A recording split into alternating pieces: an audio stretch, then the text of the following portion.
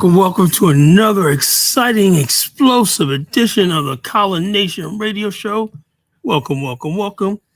I'm the chief host of Colin Genesis, aka Colin Thanos, aka Colin Rumble, aka Professor Collar, aka Reverend Collar, and many other non-diplomas that I use. Okay, welcome to the show tonight. I look at this thing, top of the morning news is Dr. Fauci, Now, I've been saying this for years. I knew all this was going to eventually, when the smoke cleared, all this was going to happen, It's like during that time period, this guy seemed like he was more powerful than the President Trump at the time. And the most powerful man in the world, Dr. Fauci, he had all this power.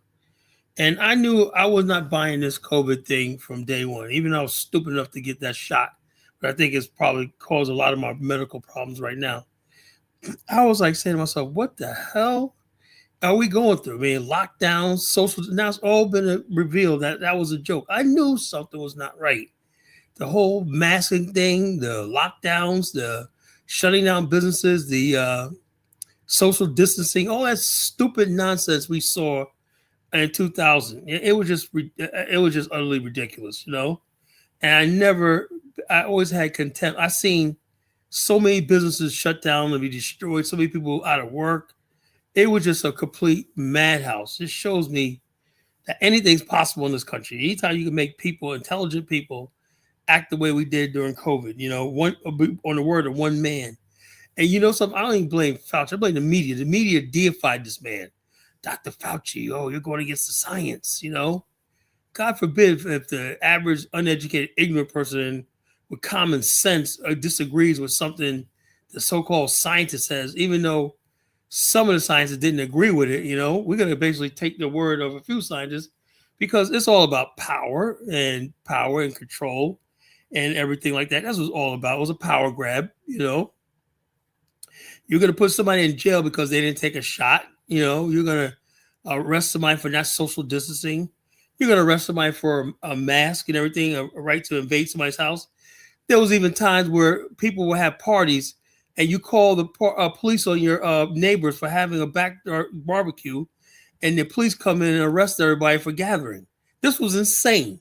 All because of one man, Dr. Fauci. And this is utterly ridiculous. That's like I said, I've never seen anything like it in my life.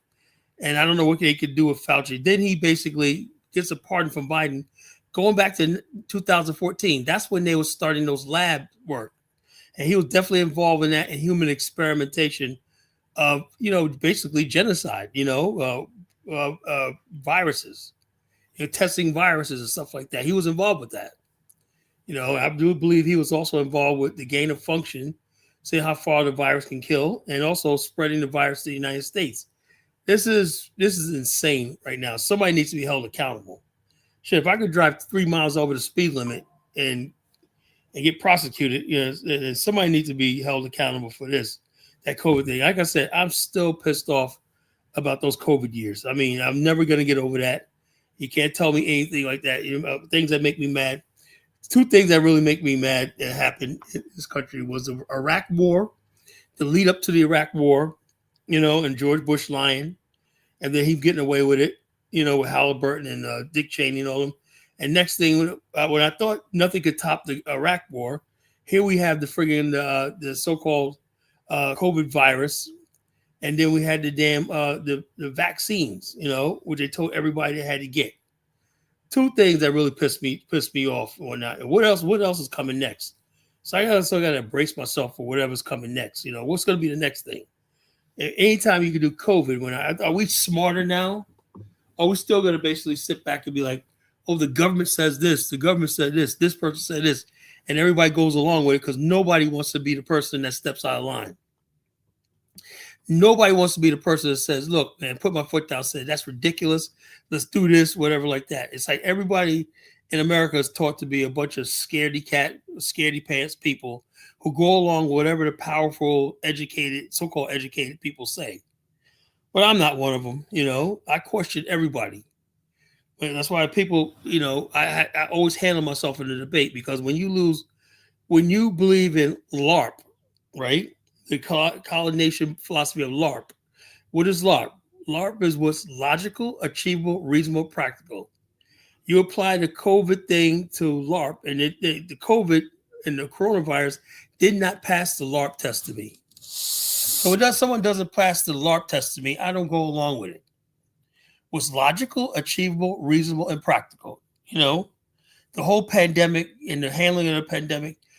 I had people that who were, oh, Kala, you know, man, this is pandemic time. I said, man, don't get me hyped up on this stupid shit, man. Oh, what was it called? This is pandemic, man. Kala, you gotta shut the fuck up. I'm not adjusting my life for nothing. Had that clown Jamal tell me, oh, Kala, man, this is COVID time, man. Blah blah blah. It ain't COVID time shit. You know, I never got COVID. You know. So, but I did take those stupid shots. I don't know why I did, but I took those shots, you know, being a good citizen. I took those stupid shots and whatnot. I think that's a lot of my fucking health problems come from these years later and whatnot. I never had these health problems before until after I took these fucking shots, you know. But that's there right there. We could talk about that later on the show. But tonight's show, the topic, is the Black Panther African American mythology. The reason why I say this is because there's a controversy over the movie Black Panther. And there's an African actor getting ready to play the Black Panther, and some people up in arms about it. And I got mixed feelings about this, okay? On one hand, it's true. We live in a time where online we have this FBA movement, a delineation movement. And this anti-African, we're American, we're foundational Black American. We want to cut ties with Africa and all stuff like that. We don't want to be African, we're not. But yet, when the movie Something Covered as Black Panther comes up, and the Republic responds by saying, okay, since y'all look like y'all don't want to be Africans anymore, let's get an African to play the role. Suddenly, everybody's like, no, man, that should be a Black American. No. If you get away your birthright, that's why I use the term African American, because I still claim Africa, you know, and my heritage in Africa. If you are talking about your FBA, then you have nothing to say about this conversation. You people who call yourself FBA have nothing to say about this controversy, nothing whatsoever. But those who consider themselves still African American, Pan African, Black nationalists and everything like that, yes, we have a right to say something. And I'm going to go into a reason why. Some people will say, and I've been hearing this online, that Black Panther was created by two white men, two Jews, Stan Lee and whatever the other guy's name is. That's not completely true. Black Panther, I believe Black Panther came as a result of many different sort of prototypes that were put out there. Remember something? In the 50s and 60s, there were Black comic book makers. And basically, certain themes were always popular in Black America. For example, the idea of a Black Shangri-La. I'm going to keep repeating this to the show. The idea of a Black paradise, a Black Shangri-La somewhere in the world, a powerful Black kingdom, is something that's been in African American folklore and imagination for hundreds of years. So the idea of Wakanda is not new. Let me repeat that again. The idea of Wakanda in Black American culture and folklore is not new. It's just that Stan Lee and Marvel picked up on it and said, let's create this mythical kingdom called Wakanda. When the Black Panther, let's say talk about this. In Africa, there's no references to in any culture to the term Black. Black is an experience of Black people living in the West in captivity. So definitely the Black Panther comes from the African American or the black people in captivity's imagination, a black kingdom, a Black Panther, a black civilization, everything like that in Black Africa, you know? Because other than that, then when you go to Africa, the people already got their kingdom. There's no mythical kingdom that people know about. And we're going to talk about that tonight. So the Black Panther is definitely comes from African American imagination. It is not indigenous to Africa. Because even when you look at the movie, right, it was Black American culture basically devoid of any specific place.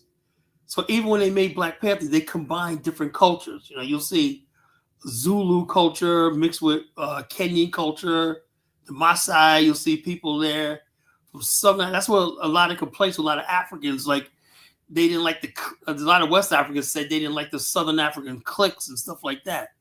Well, to Black America, you know, in the Black Panther tradition, we just see all African cultures as equal, you know, and so the Black Panther comes out of this idea that Africa is one culture, one place, or the old mythology that Africa is a country. That's Black America. So you can't say Black Panther is African, you know. It's actually African American. The African American that holds on to his African roots. That's what Black Panther is. It's not African indigenous. It's African Americans who hold on to the African roots, who still see themselves as Africans and have a mythical fantasy version of what Africa is. Just like when Eddie Murphy made the movie Coming to America, Zamunda. You know, Africans are offended by that. Why'd you guys say Zamunda? Because that was basically, Coming to America was an African American version of what we think Africa is. Same thing with Wakanda. So therefore, yes, Wakanda, the Black Panther, does belong to Black America. It does, you know. And I would like to see people arguing me about that tonight. Came from white. Shut up, Elvis. You're a fucking clown. It didn't come from no Stan Lee match. This is what I'm talking about. The dumb African like Elvis, the dumbest African I ever met in my life. How? Oh, this guy's gonna get me pissed off before you know. Look, we're gonna get into it tonight, and we got an idiot in the chat room named Elvis Morris, you know, who doesn't know what the hell he's talking about.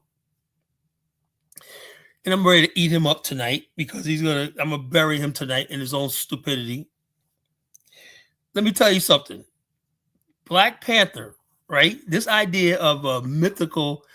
Why would a white man imagine some mythical African kingdom? He didn't come from bondage. Now, if it was a Jewish man, and he was talking about Israel, a Zionist, a Jewish, that would be one thing. Definitely Black Panther, the idea of a mythical, powerful Black kingdom that could stand up. Where do you think that came from? You know, it doesn't matter who made the comic. The inspiration came during the Black Power movement, Elvis. Do you understand what was going on? If you know our history, the 60s was basically the Black Power era. Black Power was about Black people imagining themselves in a powerful kingdom where white people did not rule, where they ruled themselves. That mythology is what created Liberia. You know, the idea in the darks of the pits of slavery, we dreamed about a kingdom that was powerful, that could rescue us. Even the Bible, when people talk about the rapture, Black people, the rapture came from Black people believing that there was going to be a kingdom that was going to come and rapture us from slavery, that Africa was going to be this one place, and it never happened, you know? So we fantasize about this place in Africa. We didn't call it Wakanda. That was Stan Lee. But this idea, this mythology, you can look at some of the writings of Paul Robeson and whatnot, this idea of this powerful kingdom of African gods and African powerful men and whatnot that stood tall and whatnot. It's an African-American exaggeration and fantasy about Africa. That's always been an African-American culture and folklore. What's up, Focus Dave? So when people don't know African-American culture, right? That's why I said people think they can live here. They know us. They don't know us. You know? They don't know our culture. They don't know African-American folklore. I did a show months ago about African-American folklore about a year ago when the movie Sinners came out. One of the folklores is this myth that there's this kingdom, and even sometimes it even extended to space. Some black people believe that there was this planet of black people, where black people, they were living on this spaceship, this mothership, that will carry them to this planet of Negroes and whatnot, and black. It's always been in Black American culture of this black paradise, the promised land, this mythical place where everything is great and green and powerful. So Stan Lee just borrowed from that and said, yeah, that's the resonate, because Black Panther comic series was aimed at Black America. Do you understand that, Elvis? So the bottom line is, but I'm here to teach people tonight, because some people like Elvis is ignorant. Stan Lee didn't come up with that. That was just borrowed from Black American culture, African American culture. And those of us who still claim Africa as a heritage, I call myself African American, and say like this. Now, on the other hand, if you are FBA, if you're sort of delineating from Africa, saying you don't want to be in Africa, then you relinquish all claims to any sort of mythology or anything could do with the continent. And that includes Black Panther. You say, oh no, but I don't think most black people are that sort of delineated. We still hold on, at least I would hope. Most, who the hell's calling me? I hate these stupid fucking spam calls. That's basically Black African American mythology. The idea of this Shangri-La, this what's another word for Shangri-La? This utopia of black people, this mythology. Every civilization has that, this mythical place where everything is perfect and everything like that. Paradise. What's a better name for Shangri-La? I can't think of it on the top of my head. Yeah, every group of people have a Shangri-La, this idea of a place of paradise where everything is milk and honey and everything is great and grand and everything like that. So Black America is not, is not any different. That we had that for hundreds of years. You don't have a people in captivity.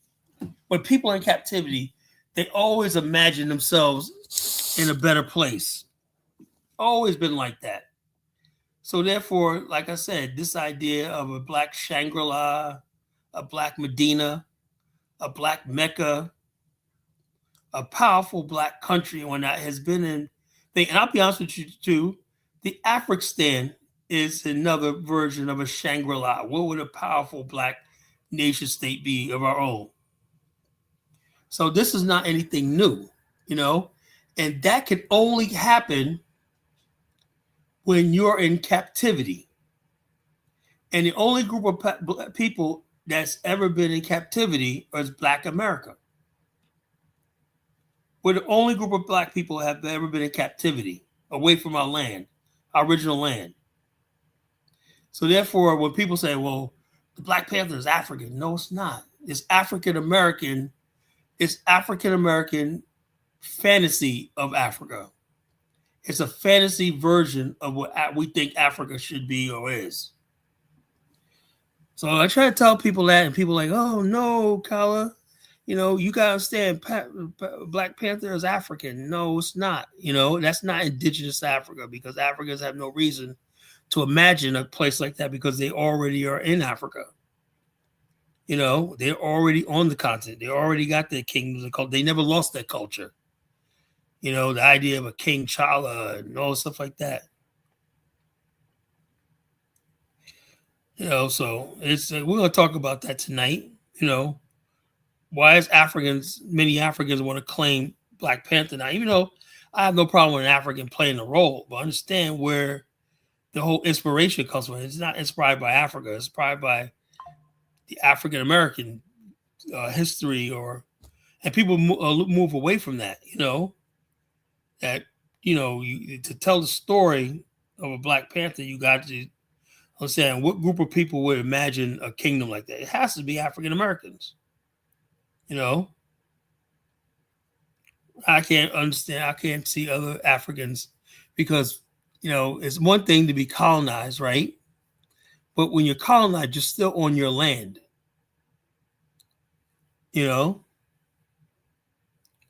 So we're going to talk about that tonight. Is Black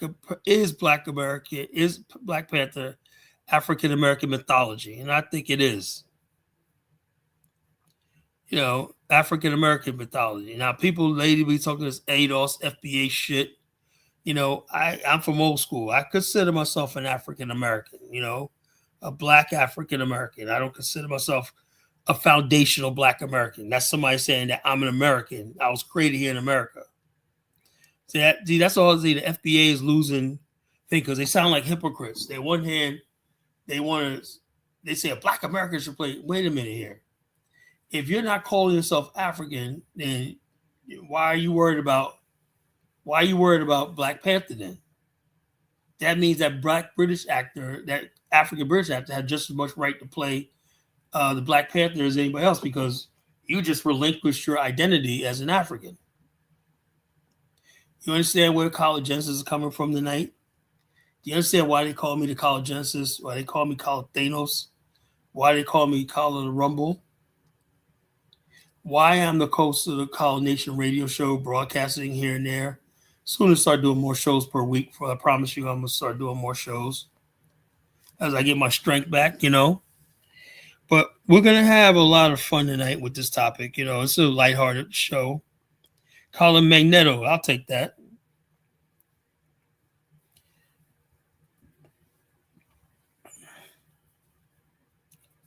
The chief host of the College Nation radio show, the College Nation chief. To all my College Nation members out there, this is where you want to be at, This is where you get the truth. This is where you get the truth. This show stands for African American male. That's who my core audience are. Yeah, that's what I'm saying. The FBA, the reason, yeah, I agree, Dave. The FBA did that, So if I was Ryan Coogler, man, looking at the FBA movement going on, you got Corey Holcomb signing up for it. You got fucking thing. I guess Ryan Coogler's trying to make a point. If y'all want to be FBA, then fuck y'all. We're gonna get an African to play the role. So hopefully this is gonna curtail that FBA nonsense is going on. We're gonna show you got a lot to lose, because I can say there's nothing more powerful. When that Black Panther movie came out, I felt that to this day. I think Sinners topped it, but I think that Black Panther, when that came out, I felt Africa. I was so proud to be African when that movie Black Panther came out. It was a beautiful movie, beautiful film. I like how we were able to portray African characters and become Africans, so it is what it is. So the bottom line is I think this is going to turn things around where people are going to say, well, wait a minute here. I remember those Wakanda dances. Remember that? Wakanda dances. Everybody coming dressed up as Wakanda and everybody was on a Wakanda kick. How the fuck do we go from that to fucking loving America all of a sudden, So the bottom line is this, so we got some questions to answer tonight, The Wakanda challenge, that was something. I'm going to try to find some videos of the Wakanda challenge. I mean, that was, the energy from that era, man, was unreal. I never forget that 2018, man. Oh my God. That was like, I would love to go back to that time when Black Panther first came out, man, and everybody was doing a Wakanda challenge and whatnot. And oh my God, that movie was off the chain. The whole thing, the Wakanda thing, everybody was wearing dashikis. Yeah, everybody was talking about they're taking trips to Africa. Everybody's getting into the Afrocentrism and whatnot, Now, what the fuck happened, I think, to be honest with you, right? It all started with a backlash from a lot of Africans who thought we were a lot. See, this is another thing. A lot of Africans were saying at the time that that's not real African culture. Wakanda's fantasy is not Africa. There's no country of Africa. Y'all don't know nothing about Africa and whatnot. So when you say that enough, then people start saying, something. And then along comes people, a lot of Black people in America were hurt. They were like, oh, man, okay, we understand that. But this is what we think Africa is. But y'all need to know the real Africa. Y'all need to know the real Africa. Y'all need to know real African culture. Wakanda is not real. Black Panther is not real. So along comes the ADOS FBA movement. People telling them, oh, you don't have to friggin' be dogged out for not knowing Africa. You can be proud to be American. See, Africans did that, unfortunately. So therefore, now we've got a Black Panther 3 coming out. Now Africans are like, well, wait a minute, Black Panther is worldwide. Now it's time to cash in on this Black Panther thing and get famous. And so I kind of resent the fact that a lot of Africans are now trying to jump on the Black Panther bandwagon when they weren't. Black Panther did not really sell well in Africa, So the least amount of ticket sales was sold in Africa for Black Panther.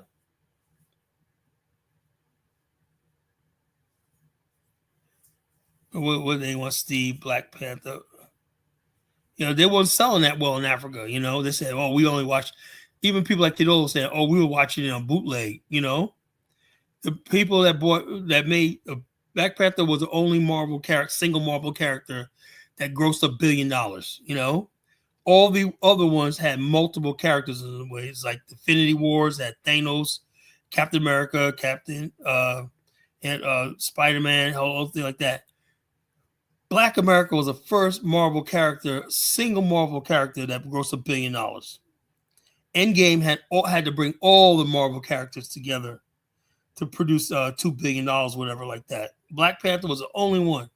And we were proud of that. Ryan Coogler directed it, Tyler Perry Studios. That was a major win for us, And also, it was the Pan-African aspect of Black Panther because we showcased the red, black, and green colors in there, and it was like different African tribes. You had people all throughout the diaspora. The girl Shuri, the girl sister, she's from I think she's from Trinidad. That dude that plays M'Baku, he's a Caribbean. You had T'Challa, he's an African American. Then you had the sisters from Zimbabwe. You had Lupita. So it was an all-star Pan-African cast. That was remarkable. The movie was revolutionary, and it shows you what we could do when we come together and stop putting these ethnic differences aside and look at a bigger project. That was really beautiful movie. The way it was made and everything like that. It was just really a celebration of what we have in common, which is our African heritage. Well, so that's why I said we cannot fall into the so-called FBA nonsense. We got to keep pressing on with our African identity, because there's more, we should be making movies about our African kingdoms and stuff like that, using international African casts and directors and writers, and do like they do. You got people from Australia in Hollywood playing roles, UK white people playing roles, Italy coming here to the United States playing roles. Why is it that we got to segregate ourselves by ethnic group? I don't have no problem with this African guy playing the Black Panther. The only thing is I just don't want people to remember that the Black Panther culture comes from Black America. That's all. That's where it started. It started in African American culture and folklore.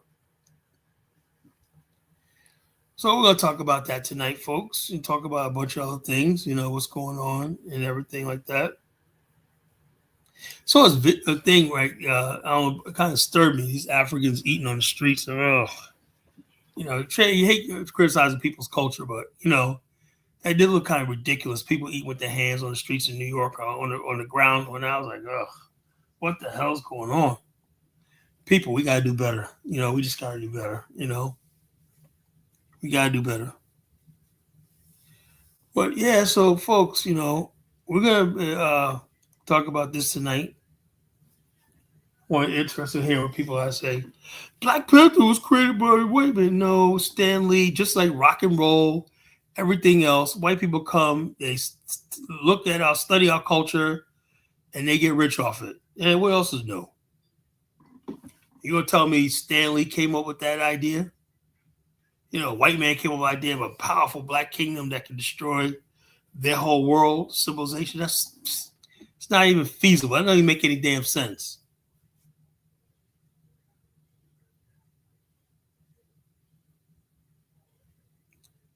So we're going to talk about that tonight and a lot of other things.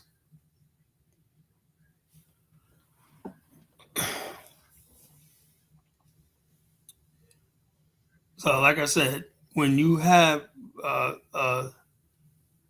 when we walk around and we don't know who we are ourselves, the only group of people that don't really know exactly who they are is African Americans. So we have mythical fantasy versions of what we think Africa is. Same thing about when coming to America, Zamunda. There's no place called Zamunda, but that's how we imagine Africa. You know, romanticized. It's romanticism. Do you understand what romanticism is? I mean, people will talk about King Arthur and the Round Table. King Arthur never existed. The Round Table. White people will do the Game of Thrones. You know, these are mythical places that don't exist, but it's somewhere in the European imagination of dragons and all that. Dragons never existed, but we know about dragons through mythology. We have mythical kingdoms that basically talk about dragon slayers and stuff like that. Every group of people have mythology. These places aren't real, but they come from an experience of people, you know? I'm not quite sure what the background of Europeans and the dragon slayers. I haven't studied that yet, but it goes to show you every group of people have imaginary kingdoms, imaginary places that don't never existed and everything like that, you know? So we go talk about that tonight. So people need to understand that, you know? So when I say things like Black Panther in Wakanda is definitely come from African American imagination and folklore and mythology. You know, that's just a factual truth. You know, you cannot refute that. So therefore, like I said, the title of the show, Black America is Black. I asked a question and I'm proving my thesis that it probably is. Come from African American mythology. Just like the Game of Thrones come from European mythology. The Dragon Queen, the House of Dragons. You know, there was no so damn place called House of Dragons, but it comes from mythology. You know, the which we call the Poseidon. You know, the Iliad and the Odyssey comes from European imagination. You know, the idea of Homer and the Iliad and the Odyssey, European imagination. You know, everywhere. You know, Sinbad comes from European imagination of an Arab world, something like that. You know. So every group of people have imagination and mythology of mythical places that never existed. And then later on, people make movies and stuff like that built on that. If somebody made a movie on Game of Thrones, it could be based on a mythology that's been around for a long time. And somebody basically said, let's make a TV series called Game of Thrones. Does that mean they created the whole idea of dragons and the House of Dragons? No, that's been around for a long time. The idea of a dragon kingdom and stuff like that, where dragons rule and stuff like that. You know, same thing with Wakanda. The idea of a mythical place would have vibranium that was powerful and that was a powerful kingdom and all stuff like that. That's been in African American folklore. I don't know if the Haitians or Jamaicans had the same thing, you know, of a mythical. Maybe they did. Maybe the Jamaicans and Haitians that came to Black America and like that fantasized about a fantasy African kingdom somewhere in there and whatnot. I haven't seen that yet. Maybe it could be, you know. But for the most part, I do know the Black people in the United States have always had, because we were in captivity and we're a minority group, and we faced the most oppression because we were outnumbered and stuff like that. We always imagined this mythical place where it's like heaven, where it's like Shangri-La, where it's like utopia, this utopianism. You know, that has to come from a place of oppression. You know, it's like please. It's one thing to not to deny people the rights. You could take all the rights from me and everything like that, but can you please leave me in peace with my own oppression? It's like almost like white people. They're fighting me on this on TikTok, right? It's like, damn, man, y'all want our oppression too? God damn. When the movie Black Panther came out, I did a show called, no, I didn't do a show. I wasn't out at the time.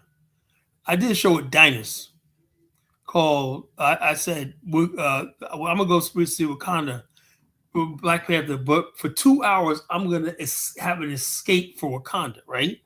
That show must have went viral because everybody kept saying the same thing.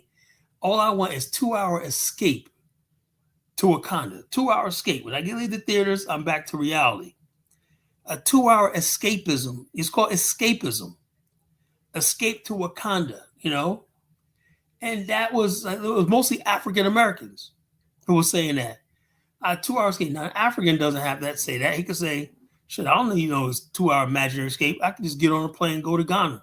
I can go back to my country of Liberia. I can go back to my country of Nigeria. But to the African American, man, that movie was a 2 hour. We basically want to see even more of what a black civilization, futuristic civilization we call Afrofuturism look like. What would a futuristic African country look like? What would African tall buildings when they showed the Black Panther part, when they were fighting in the underground magnetically levitated rail system, I was literally blown away. In those vibranium packed spaceships, oh my God. That was like, oh my God, I love Wakanda. And you could only feel that if you've been in captivity a long time and you don't know. See, to the average African, he comes from his own civilization, right? He may come from a country where he has see all black people and all black buildings, so it was no big deal to him. To us, for the first time, seeing a black civilization being exalted on the big screen blew us away. That Wakanda blew us away. That was definitely African American. Let's not fucking stop and let's not fucking take that away. Don't let these freaking people like Elvis try to tell you anything different, you know? That was basically incredible, you know? Incredible thing like that. And I definitely want to hear from people tonight. What was your experience when you first saw Black Panther, you know? I was the first time I imagined myself when they did that part where they was flying into there and the girl goes, "We are now home," and they flew into Wakanda through the bushes, and I saw the building. I was like, "Oh my God, this is heaven! This is heaven! This is heaven!" And they did the greeting, Wakanda salute. I was like, "Holy shit! I love this." And that part when they were fighting on the mountain for who's gonna rule Wakanda. Oh my God, that was incredible. And I imagine, even though I know it's fantasy, and I told people, if we're gonna have a nation, it got to be a democratic, or modern nation state. We can't do like that. But the fact of the matter is, at least it got people thinking about what would a friggin' black, modern, futuristic civilization be? A civilization like Wakanda that's the equal to any country in the world, the most advanced civilization on earth. These are things we always imagine, that we come from an advanced civilization somewhere, There's a black kingdom that's advanced and everything like that. That the black man's Zion. People don't understand African American culture and mythology. I've talked about this idea in black African American culture many times. The idea of the promised land. That's what led to the creation of Sierra Leone, Freetown, and the idea of Liberia. This idea that we're going to have a civilization of our own somewhere in the world. That's been in African American culture folklore for 400 years. So,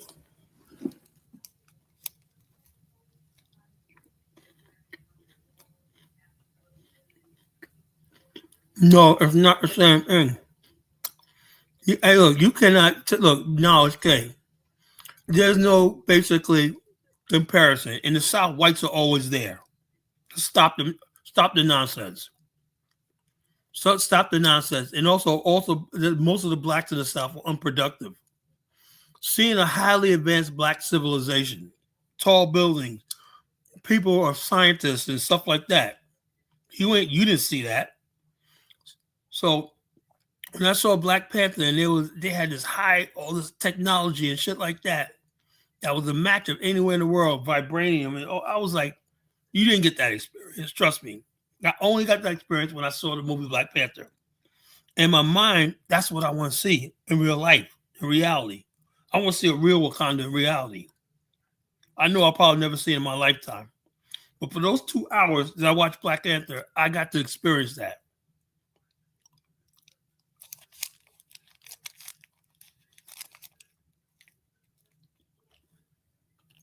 Yeah. Thank you, African guys. My kids and I went to see it in Nigeria. They loved it because they love the idea of an advanced. Yeah. The idea of an advanced Africa is in African American mythology. That's what we want Africa to be. We want Africa to be this advanced civilization.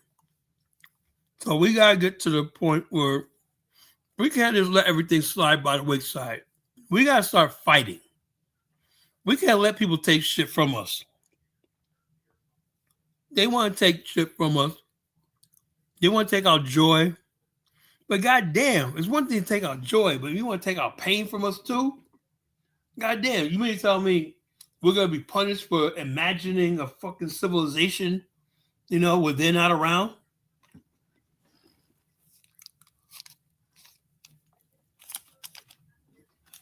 Yeah, but we imagine a place like Wakanda where there's no tribalism. Where we have this black civilization. That's why Wakanda had representation of all Africans in there. People say it was for Kenya. No, it was Kenya. You had the Maasai there.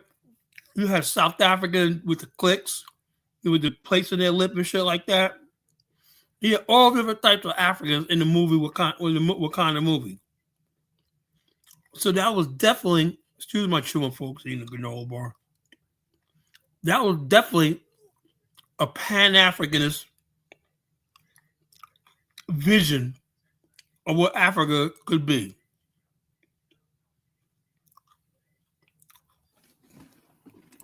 But still, we had to do the place of the lip because he wanted to incorporate every aspect of Africa.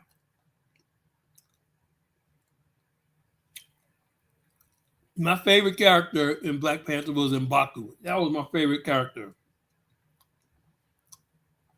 That last part, when they were fighting, they hear and M'Baku came in with his men and Mollywop and that. Yo, that set chills down my spine. I stood up in the movie theater for that shit, bro. That was a shit, man. Seeing the Dora Milaje fighting with the spears and that was the shit. And that fight between T'Challa and Killmonger, epic. Epic martial arts and shit like that. That was one of the best movies ever made. So we're not gonna let people shit on this shit right here, We're not gonna let them do it. We're not gonna let the FBA people come in here and try to destroy that spirit of the Black Panther movie. We gotta bring that shit back. So no, it's not just a fucking movie. That was a turning point in our history, in our culture. And I want to get back to that. Like, what are you talking about Black Panther? Is it more important? No, this is important. Your culture and who you are, your identity is important. If you don't know who you are, you don't know where you're going, and you don't know where you came from. I identify as an African. I'm a black man. A black man is an African. If you identify as a black man, then you're an African. If you don't identify as black, then you cannot identify as Black African. The idea of the Black Panther came from this idea of race consciousness. I like the part where Killmonger goes like, Y'all over here chilling. We're over here suffering. Y'all got the thing. It was definitely a lot of the themes of the movie were the tensions between Black America and Africa, and y'all sitting here living good while we're suffering over there in America and stuff like that. Saying that Africa is your natural home. I love every aspect of this movie. It was beautiful, and it was basically stuff that's been in Black American culture and folklore for a long time. So don't let these FBA people fool you. You know, these people are not us. And I love for some FBA. They know better not to come on my channel because they know they'll get eaten up. You step right up, and get knocked right back the fuck down. That's what we do to FBA around here. So we're going to talk about that tonight. And so, so it's very important that we, basically I'm saying, a movie is not just a movie. Movies has ability to change cultures, change people's perception. I do believe the Black Panther movie we get a hold on now could probably end this FBA shit once and for all.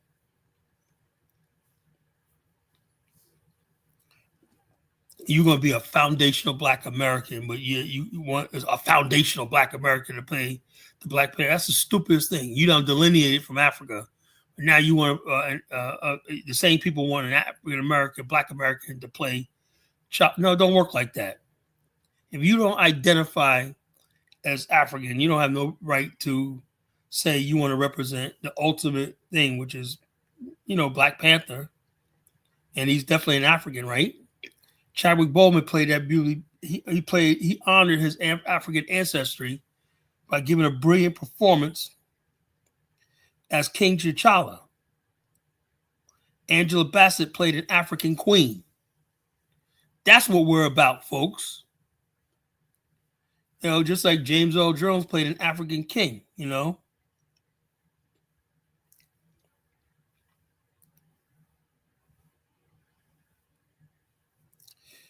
Let's see. DK said the only thing that will end FBA with modern African state.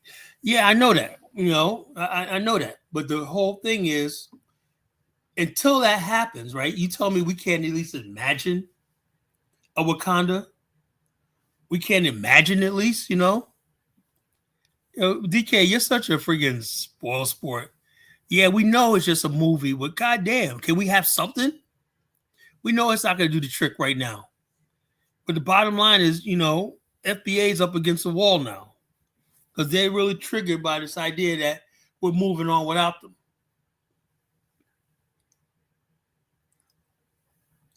That's what the Afghanistan is so important. We need that strong, advanced nation state to basically destroy the whole idea of FBA. And the bottom line is we got a lot of white people, a lot of white racists who are watching this. And they look, let me tell you something, folks, that you don't know right now. They see Pan-Africanism, or not Kumbaya Pan-Africanism.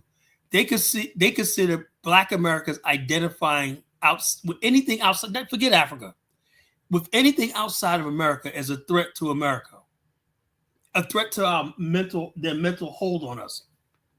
So us even imagining something beyond America is a threat to them.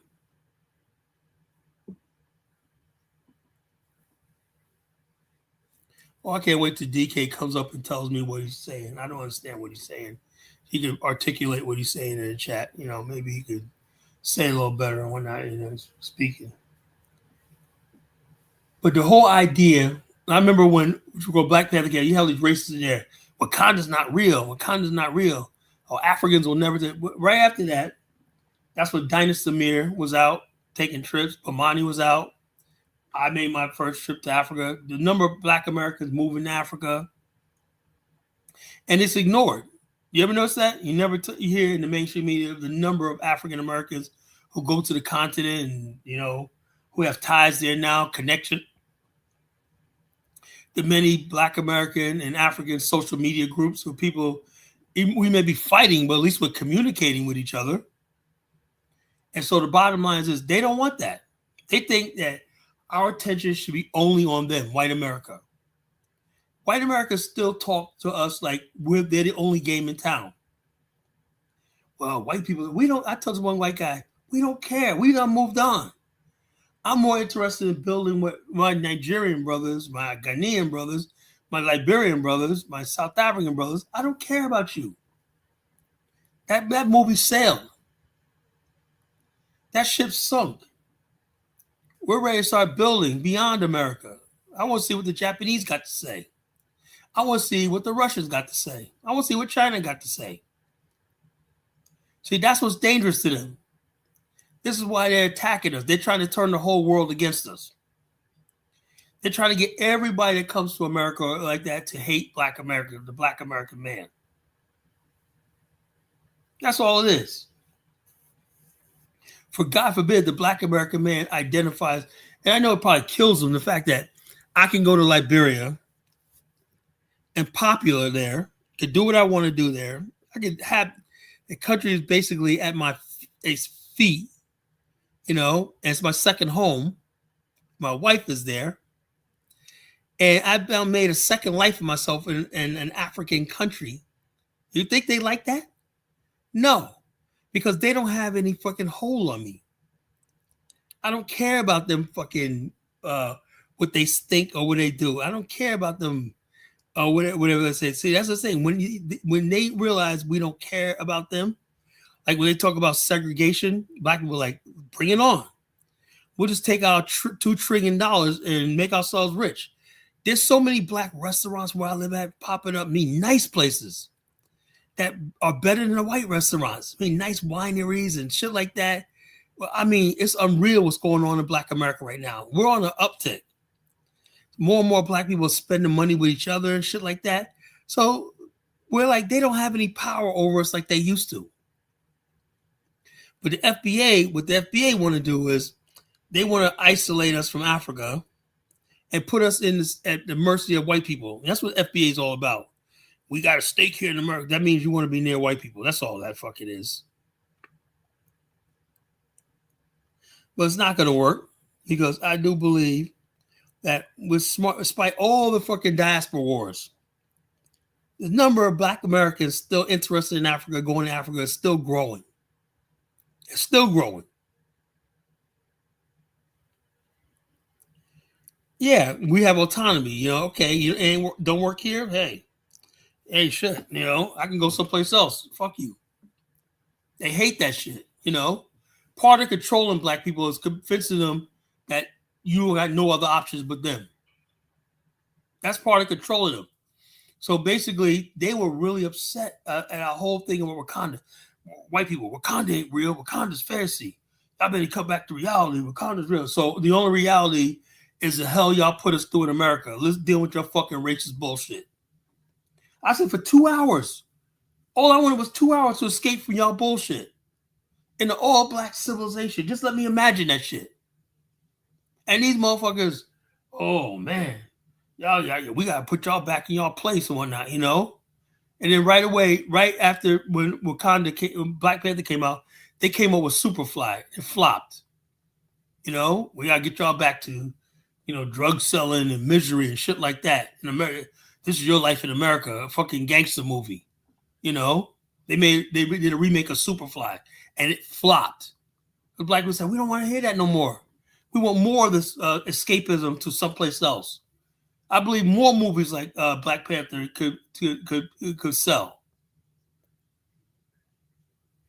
People wanted that escape. What was it like to live in a Black civilization?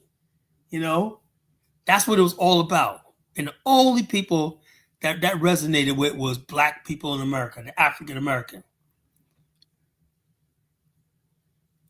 Oh, I didn't even know that. They're acting in prison now. Yeah, it flopped.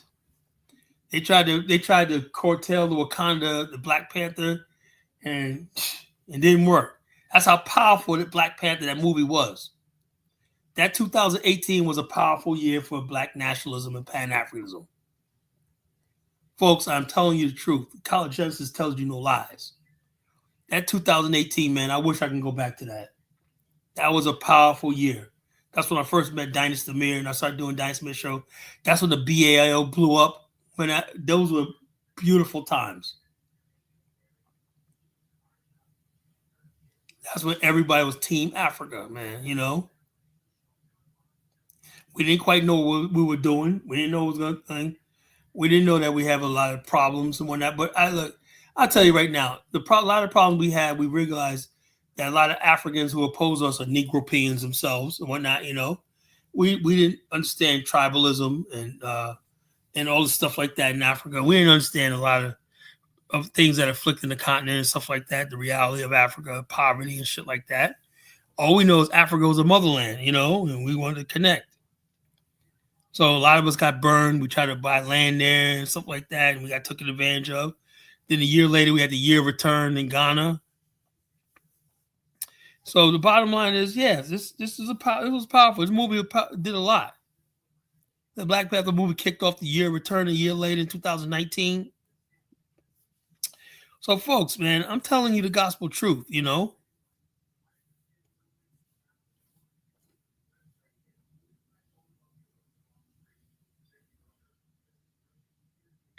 Oh yeah, that part. Yeah, I like that part. They're not gonna knock again. That was powerful. Yeah, in the beginning. Oh, sweat. They ain't gonna knock again. When the Dora Milaje showed up there, they're not gonna knock again. That was powerful. That was powerful. That was powerful. That movie from start to finish, man. Holy shit. I was like floating on air in that movie, man. I was like, wow. I said Infinity War was good, man, but I don't know. That was about Infinity War. I think Black Panther edged out Infinity War.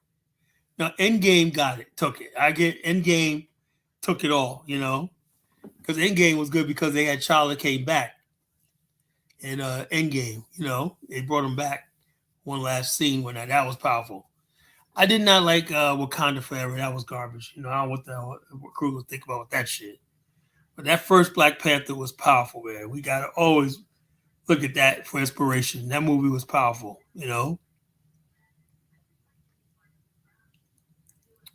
So we're gonna have a good time tonight. This is a fun topic. I'm glad people are enjoying the topic. I'm gonna open the lines up in a minute. I got 3 minutes. I'm opening the lines up. You tell me your spin, your experience with Black Panther. What would you like to see in the movie theaters? Yeah, which we call it Black Panther 2, man. I fell asleep at half the movie. I fell asleep.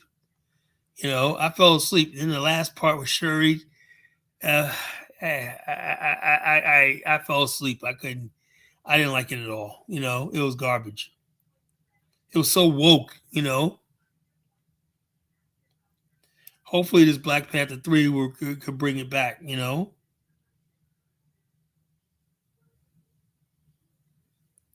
Yeah, this whole thing about the Mexicans and all this that reach out to people of color, that whole people of color bullshit.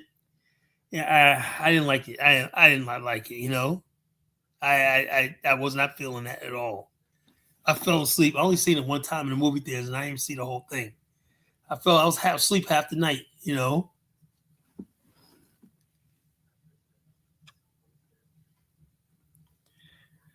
Yeah. Oh yeah. That like people when I criticize Black Panther 2, everybody, all these females, oh, you didn't like it because those female. No, it had nothing to do with the females.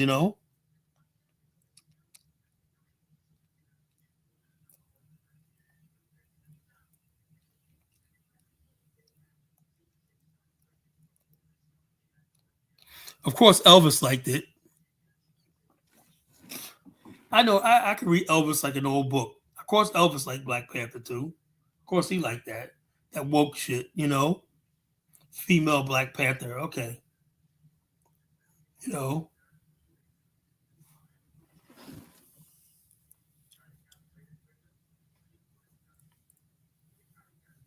That's what I'm saying. Look, get this. When they had Black Wakanda 2, they had Chala as dead. It was like a George Floyd. It was like a George Floyd thing. He's dead and whatnot. How many people played fucking Superman? You got Christopher Reeve. Now you got all these new guys. Did they kill Superman? No, they recast it with somebody else. Why the hell are you gonna kill the main character off? Just to freaking put a female up there. You know. Even this last one, they should have recasted fucking T'Challa. Why they had to kill him? You know, it was like a George Floyd thing and whatnot. You know, it was just pathetic, carrying his fucking helmet like it was a George Floyd funeral. Man, that was freaking stupid, man. You know. I know they had how many James Bonds and whatnot. You know. Yeah, but how many friggin' people, Elvis, thing like this? Why would Namor be a main character? What was the point of that? Black Panther fought many different characters and whatnot. How many storyline? They could have went 8 Black Panthers before they got to a Namor. Why would you make that the second Black Panther? And why would you make in the second Black Panther the friggin' sister? Why would you kill T'Challa and make the sister Black Panther? It was all off. Anyway, what say you folks? I'll put the link in the chat room now and let you all call in and give me your opinion. Links in the chat room. Call in, step right up, step right up. Step right up, step right up. Namor's set up as Dr. Doom in the comics. That one is supposed to be show up. We can't have a black director direct us. But hey, we can't have a black director direct our super. Yeah, I know. We got Lewis up on the line. Step right up. How are you, Carla? We're good. Hey, Elijah, whoever your name is, I need to see it. You're a new person. I need to see your picture, your face.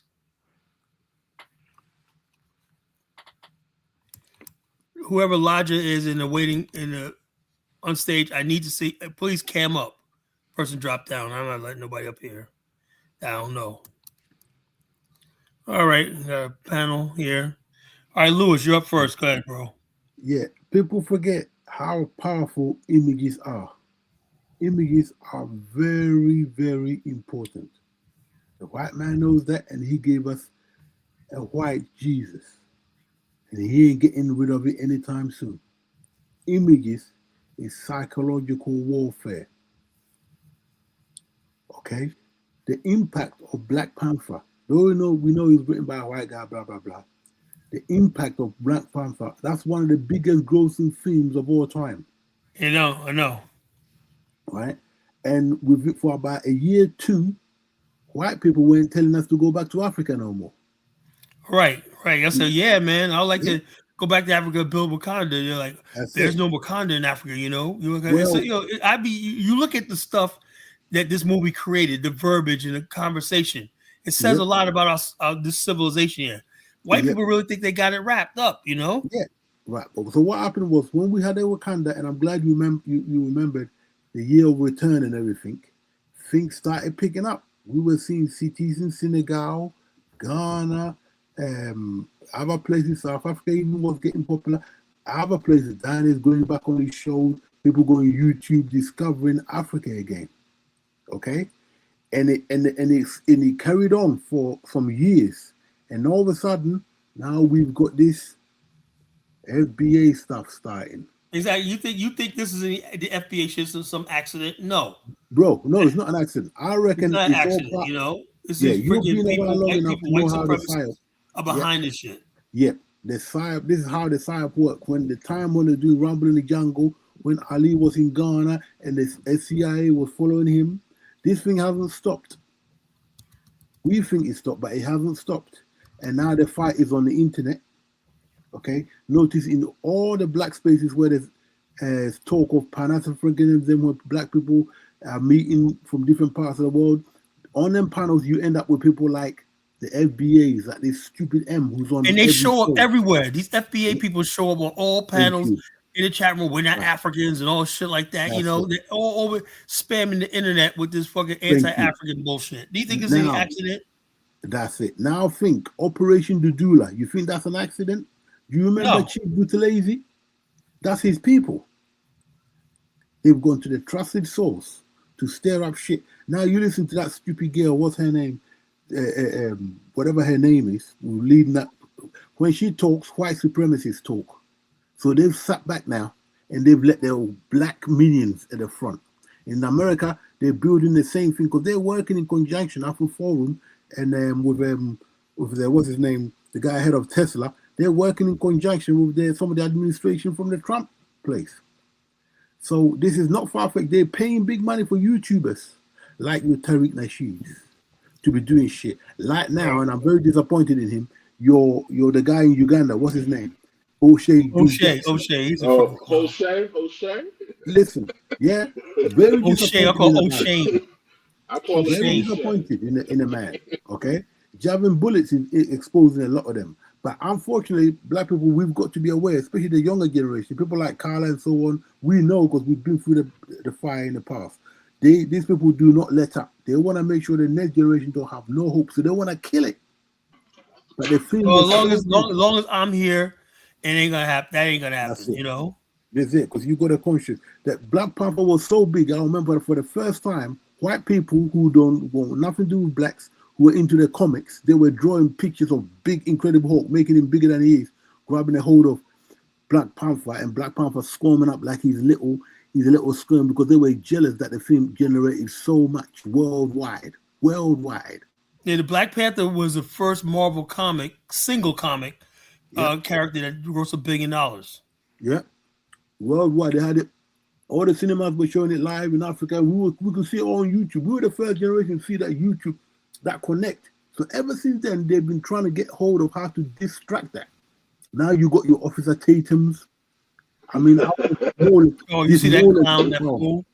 I tell you, we'll talk about him later, man. He's a fucking fool. Yeah. Hey, Louis, let me get Dave on. Let me get go ahead. Yo, good evening, College Genesis. What's going on? Good evening, panel.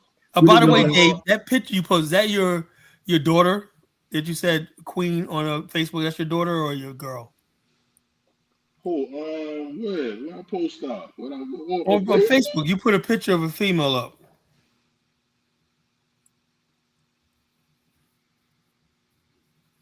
Are you checking it?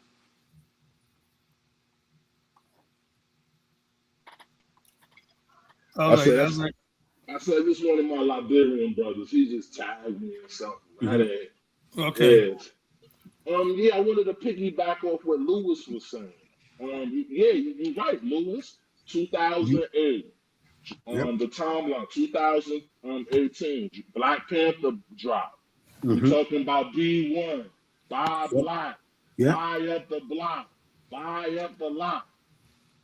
Wakanda dance. Wakanda out, you know?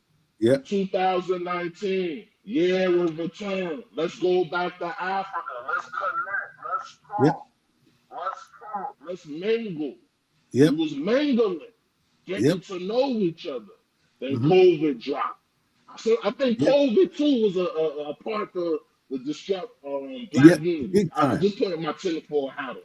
I think it was to stop black unity because Year return was big. Year return generated $1 billion too. Yep.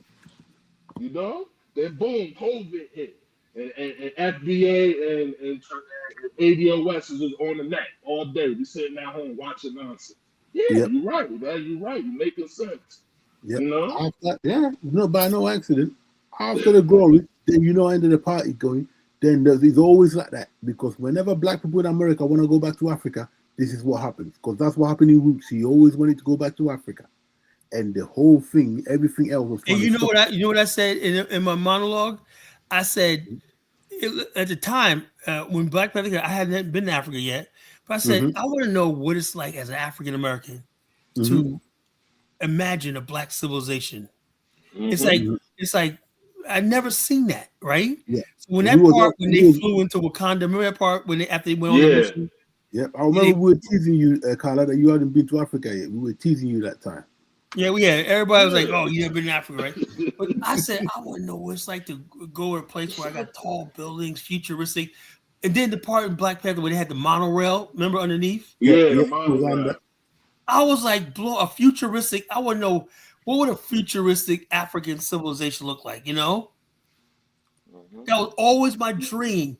of a futuristic fucking African civilization, all Yep. black, you know? So when I Yep. saw Wakanda, I was like, oh my God, this blew me away. Mm-hmm. For 2 hours. That's all I was asking for. Now they try to take that away. Yeah. Goddamn. Yeah. Well, the reality is we've still got the dream and it's being built. It's not being built the pace we want it to be And, built, but it's definitely being built. There's been progress. I see it every and, day when I look at Ghana. I see it every day, even in Nigeria with their monorail over there. It's not an. Yeah, yeah, yeah. Let me tell you. Let me get Dark Migo on, Lewis. Dark Mm, Migo, go ahead, bro. What's going on, Colin? What's up, Dave? What's up, Louis? yeah, What's what up, going bro? what's good? What's good? Yeah, I was gonna say, yeah, Colin, yeah, monologue earlier, he was kind of right about you saying how, like, it kind of seems like, like the Africans, they just kind of, they wasn't really jacking the whole, Black Panther thing, and it makes sense that this would be a more Black American thing, because, like you said, like this is our fantasy. You know what I'm saying? Like we Is the it, only ones let me that tell could you kind something. of come Every up. group of people have a fantasy. I don't see. I would Yeah. love to know what an African fantasy is. Well, really, Fantasy. But maybe we can learn one day what would an right, African mythological place look like. Maybe I'm I right, sure mean, there is. You know.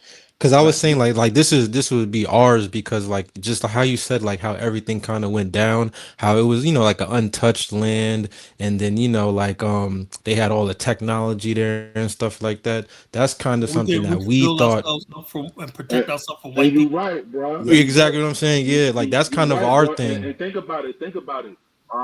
Black Panther main storyline is to fight the colonial guys who's trying to yep, enslave him, who's yep, trying to colonize him, Yeah. and take the resources of vibranium from him.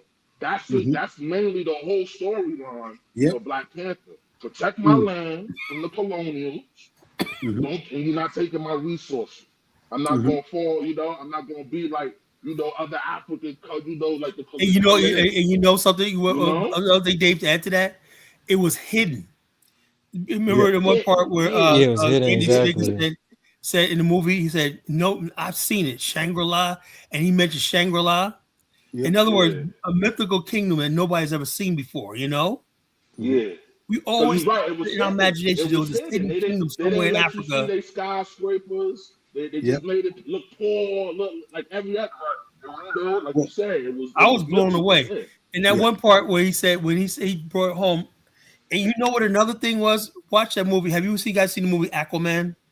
Yeah, I know Aquaman. I Yeah, I never seen seen the Aquaman. movie. Yeah, I seen And they talked Aquaman. about Atlantis, Yeah, Yep. and they connected Atlantis with the Hmm. Sahara Desert.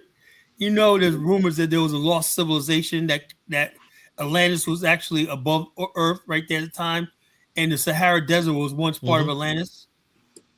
Yep. Yep. That's what they think. So Yeah, I that heard of that sounds before. Yeah. wow.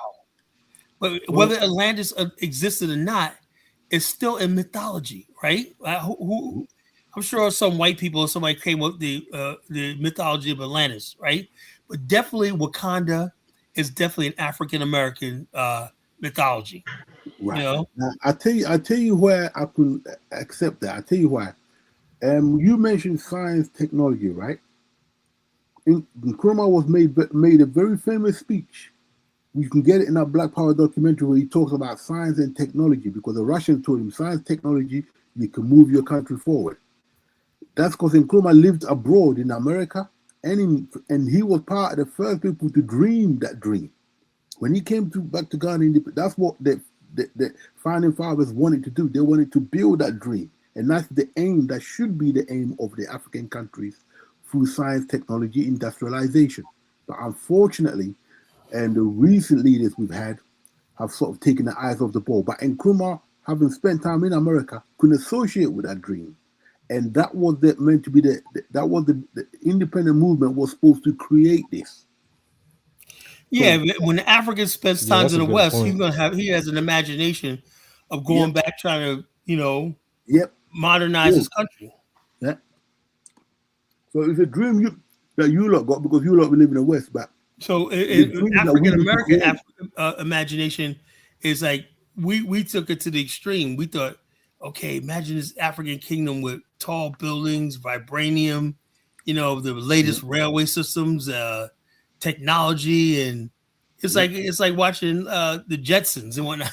Yeah, but it's doable, Carla. That's Yeah, what it a white is. South African done. It's But the thing doable. So is, we you gotta got to make have sure the we imagination first. Like Disney thank you. created a But city, a whole place out of his imagination. You Right. know, Lewis, Epcot Center. I wanted to ask you a question. Lewis and Kyla, did y'all watch the Black Panther cartoon? No, I've never seen a Yeah, Black I used to Panther. watch I've that seen a clip of sometimes. it. What you call the Hoodlum Brothers. But Mm-hmm. yeah, but Lewis, the cartoon, it was supposed to be a cartoon before they made the movie, right? Yep. Okay. In the Yeah, they had a cartoon, cartoon in the '90s. yeah. No, no, Mm-hmm. no, no. It was supposed to be on BET. It was supposed to be out in early 200, early 2000, like Oh yeah, 2005. the Hoodlum Brothers. Yeah, did that. Mm-hmm. So they had the pilot. They ran the pilot in Mm-hmm. Australia, and they Okay. said the Australia. cartoon was they ran it in Australia on BET, and they said the cartoon was too political. They only had 6 episodes, and they canceled it. You can't have that. Australia is a white country, man. Why Yeah, they have it there? no, they wanted to see the response from the black people in Australia. They filmed it in Australia first. They Mm-hmm. did the pilot in Australia. You know, they Uh-huh. do focus groups. They do studies. Yeah. They said the cartoon was making black people revolutionary because Right. I'm not surprised. in the cartoon, I thought Mm-hmm. like even the storyline when I watched the movie, Yeah. even the storyline was messed up because when the cartoon he was fighting Claw, the guy Yep. who stole the vibranium, he was Mm-hmm. fighting Claw, and Claw had a whole crew of guys who were superheroes, but Mm-hmm. they was for colonial powers. Like you had a French guy, he was Yeah. like the hero of France, he a colonial hero. Then you Oh, had an okay. English guy, Yeah. yeah, and then Claw, I think he was That like a look good. Belgian hero. And they all had superpowers, but they was representing colonial heroes to Yeah. try I to think get into Wakanda to get the vibranium, right. and But colonize them.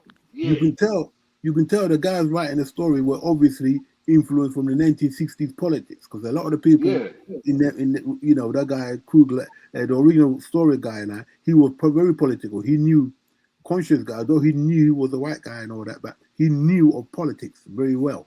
Yeah, To which write, you had to study black revolutionary politics to come up with Black Panther. yeah, yeah. The Because you thing, got even when they make Captain America, right? You mm-hmm, and what's the other one? Captain America and Iron Man. It's mm-hmm, all relevant to nuclear stuff and mm-hmm, military stuff and what's going on in the world. yeah, So it has to have some sort of relevance to what reality, yeah, the political mm-hmm, situation is. And that's yeah, what well, comic books and comic books are made of. So yeah. the idea that Stan Lee just came out of nowhere and just made it, no. Nah, it was based on. In fact, I saw an episode once on Cyaneta TV where I think it was one of the brothers who come in there quite regularly, and he was into the original comics that came out. He had copies of the original comics. You know, the brother who's always teaching him Egyptology stuff. And I was shocked that the stuff that on the original comics was literally like real life colonial shit based on colonial. I was really, really surprised. So the actual original stories went in deep. And I only first came across Black Panther in 2000 when they started making this movie because I wasn't big into comics. In Africa, we didn't know that much about comics. And I got into it later on, but I was good at drawing, but I wasn't into heavy comics until I realized the power of this thing in the minds of children, the images.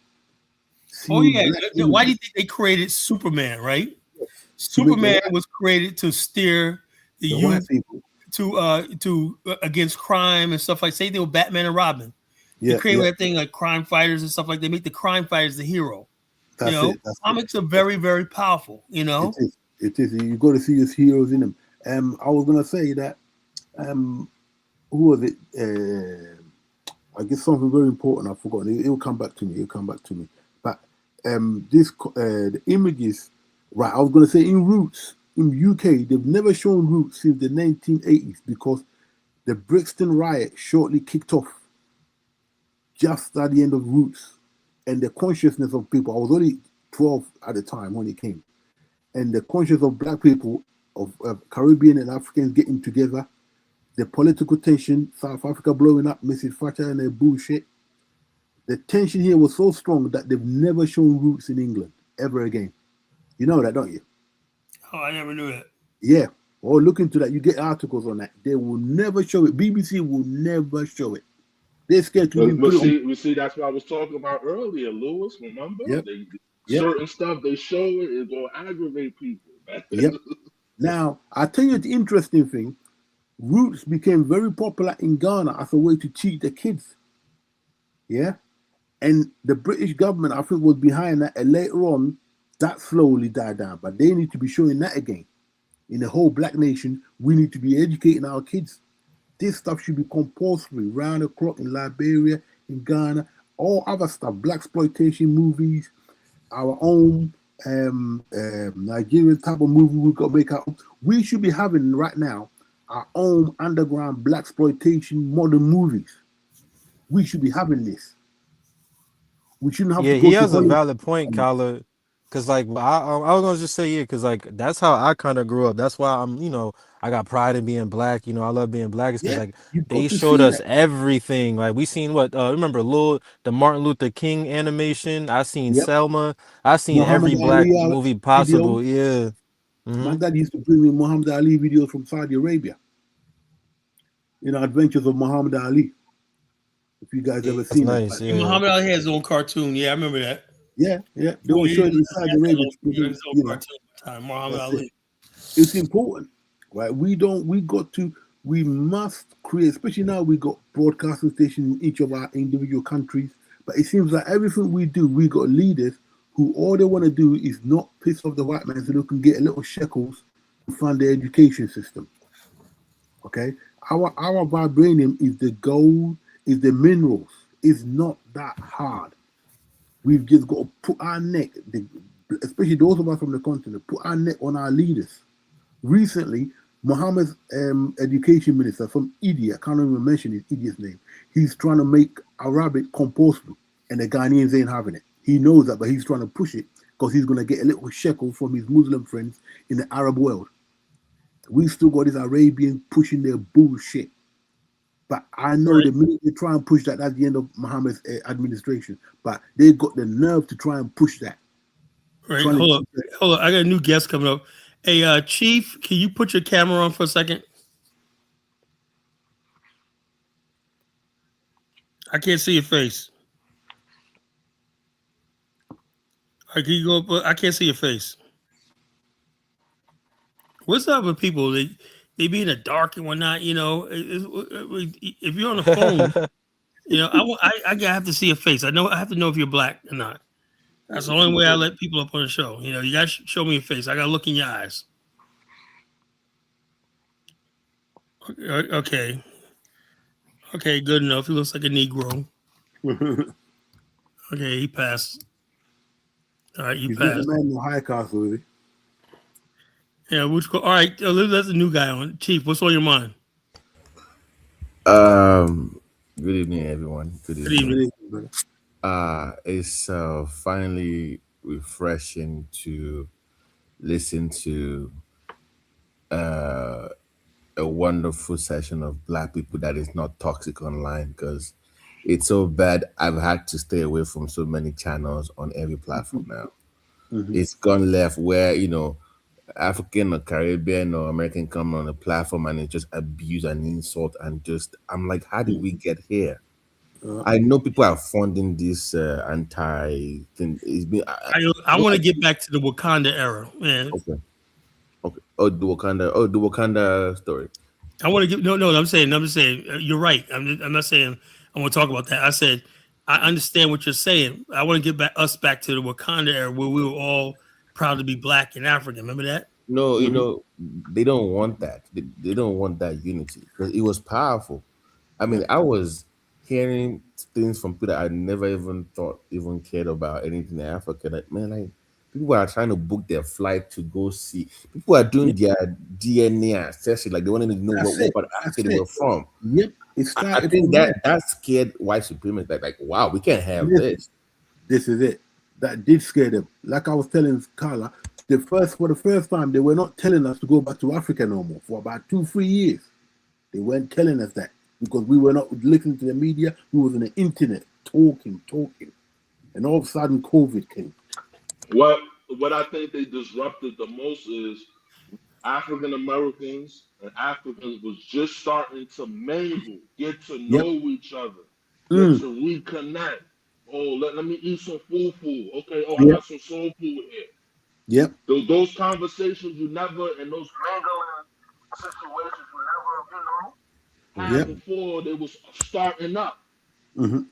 You know? It was going beyond the superficial. It was now becoming deeper connection. Yes. Beyond just that's what I was about to say. from Yeah. there. So they didn't Like that Dave, deeper that's what it was connection. getting serious with the Pan People Africanism. are Like that's what it going was back getting serious. to Nigeria, for example, to go and learn about Ifa spirituality. It was that deep. Yep. Just you know what started this? When the movie Coming to America came out, that's what started me on my Africa journey. That was the first time. You laugh, man, but Coming to America got a lot of us in the 80s into Africa. You know, everybody was feeling that movie. You know, everybody's like, I want to connect with Africa and whatnot. You know, we didn't know nothing about it. We just said we Africa and whatnot. You know, so Black Panther just put it on steroids. You know, just like he engineered it up. What we got to do is a bit more consistent with it. I mean, there was a big gap between Coming to America and obviously Black Panther. That was about 25, 30 years. But now with technology, it's going to be it's easier to make this thing with effects. So come on, Black filmmakers, let's get back on the ball. No, they're making a new movie. Kyle, I sent it to you. They're making a African Lord of the Rings. Really? Listen. Children of Blood and Bones. The I think I heard. I didn't know that was okay. I saw something like somebody sent me something like that. I thought I saw a little bit. I didn't, but I got to really sit back and listen to it. You know, I saw a picture of it. You know, the author of the book is not happy with the way the movie was being made. She's like, they changed so many things. I saw her online complaining like 2 days ago, like, this is not what I wrote. Why they make it? But that happens in most when they buy the rights to your book. Yeah, that's what they're gonna do. It doesn't really come out the way you wrote it. They change a lot of stuff, you know. I'll be honest with you, there's enough stories in Africa about us needing their Lord of the Rings. We got loads of our own mythical stuff. Yeah, even before. Let me give a warning too. Let me give a warning to our brothers and sisters in Africa. These white people are starting to practice African spirituality. Yep. Well, they took a lot of it for their superheroes. And they're monetizing it. Yep. Before you know it, we're going to have to start getting degrees to learn Ifa. I'm telling you. Yeah. These white people are here and learn. Yeah. Right here in Brooklyn. Brother, you know, there's a huge people are coming from all these white people from Brazil. They are coming into Nigeria to learn Ifa now. I'm worried. I'm like, what's going on here? Why? It's a black thing. Why am I getting white people learning about Ifa? Yeah. And be honest with you, man, Diners did take a white couple. Diners did take a white couple. You know, money is not everything. No, they're gonna monetize that is black people's spirituality, not for everybody. Yeah, they're gonna monetize. Diners didn't care, man. He brought a white couple. Diners a businessman. Diners don't have no coup, man. You know. But they had in Brooklyn the other day. They had in Brooklyn. They had one white girl leading one voodoo festival. Y'all gotta take time, man. They got about a time. She's getting all type of grants and money from the government to do these. Yeah. So y'all be careful. That's all I'm saying. Unfortunately, our people will quickly fall for the money, you know. But I think the time has come where black people have got to start. I mean, you got powerful people like Eddie Murphy. We've got the Nigerian film thing. We should be able to have an independent thing away from Hollywood. But everybody from Africa want to go Hollywood, and Hollywood just like, is it not possible for us to do some certain things independent? So we got like a cult following without us always having to wait for damn Hollywood to fund Brian Coogler to do his stuff. Oh yeah, we don't have our own independent financing. Yeah, it shouldn't be that hard for Dangote to drop a couple of shillings so let us go make an independent movie. You What know, What do you think of Tyler Perry as an independent? I thought he has a right, studio, right? right. They're trying to lower him. If Tyler Oh, Perry would get out of that, the whole Medea, Medea shit. same thing, and, Yeah. Well, and, I think and he's really gonna have look to into the go. culture Yeah, he's gonna to do do something a something, bit different. I think. I heard that he was working on a studio in Ghana. I know Idris Elba's already started, so hopefully, something will come of it. But we need something black. here's my concern, brother. You Mhm, know, when you are a clown and you're making money, it doesn't bother them. But when you start to become serious and to become conscious, then they come uh-huh. after you. Well, yeah. I mean, yeah, you're right there. I mean, Tyler, can you remember the name of the actor who came in and famous actor, Conscious Brother? He came in a series of films in the 80s with this white guy, the guy who done Christ, something of the Christ, a famous actor, but a big movie actor. I forgot the guy's name. He even came in the Predator movies. Oh Mm. gosh, I forgot this guy. Big 80s Oh actor. yeah, that guy. He's like, yeah, okay, You know the one. yeah, I know. I can't think of his name though. He's He's trying to real get. old right now. Yeah, he was trying to get a film made about the Haiti Revolution for years. Oh, you talking Um, about Danny Glover? Danny Glover, big time actor, right? But I'm thinking, why does it take this brother so long to get a movie made about the revolution? Could he not have done it? I mean, because he knows My what it whole thing is. is, the thing is, you gotta say something, right? If you talk about the Haiti Revolution, right? The first thing how movies sell is this, right? Okay, they know, unfortunately, Mhm. right? The target audience is going to be white, right? Right. And whatever movie you have, you got to have some redeeming white character in there, Yeah. something like And, that. and you can do that in the Haitian Revolution. You can do that there.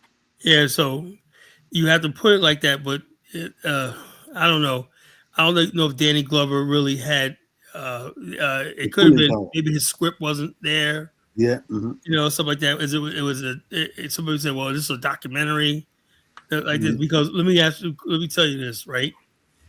Toussaint Louverture, and people say, "Okay, Haitian Revolution," but when people look at the history, right? Hmm. Toussaint Louverture was more of a Frenchman than he was a Haitian. Yeah. And basically he was fighting against the aristocratic slave system in Hmm. Haiti. He wasn't fighting against France, you know.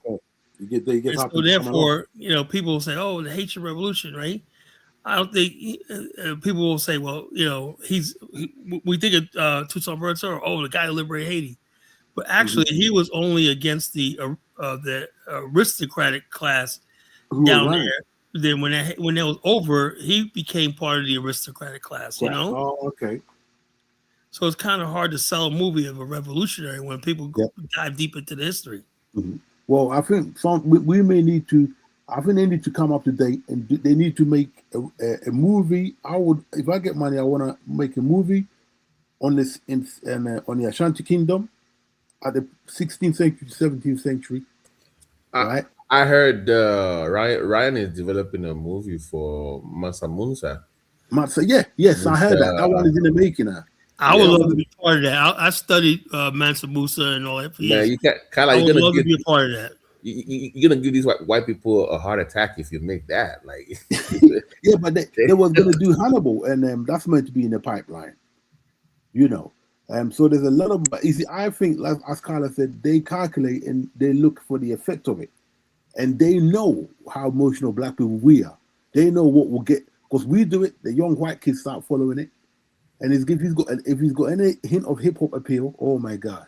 And Black Right Panther now, had we're all in a that. thing because they're watching the influence that Yeah, Ryan Coogler has, yeah, not to cross over to white kids, everything like that, and they're losing hold of because a lot of white guys they hated Black Panther and they hated Sinners, yeah. just Because because of the fact that it was a black director and the fact, well, you that's it. shouldn't be able to That's it. influence whether it was good or not. The fact that it came from that means black people have power and Thank you you. can influence the You way can't we have that. think, They our can't have that. culture, everything. They don't like that. Yeah, they don't want to see you have power, but it's too late. That's why I'll say my, for my my us. only issue with the first Black Panther movie, I only have one problem with it, Mhm, and you can tell me if I'm wrong.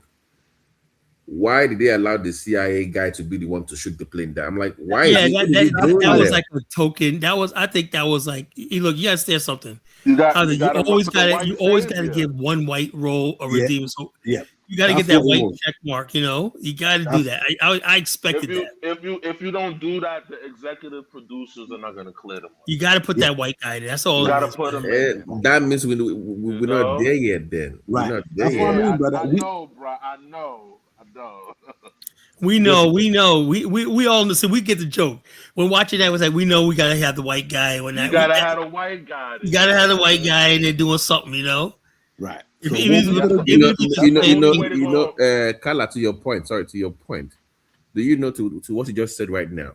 When Sinners came out and it became a success, right? The guy that was doing the for that film, the what's it called? The editor of that movie is a white guy, right?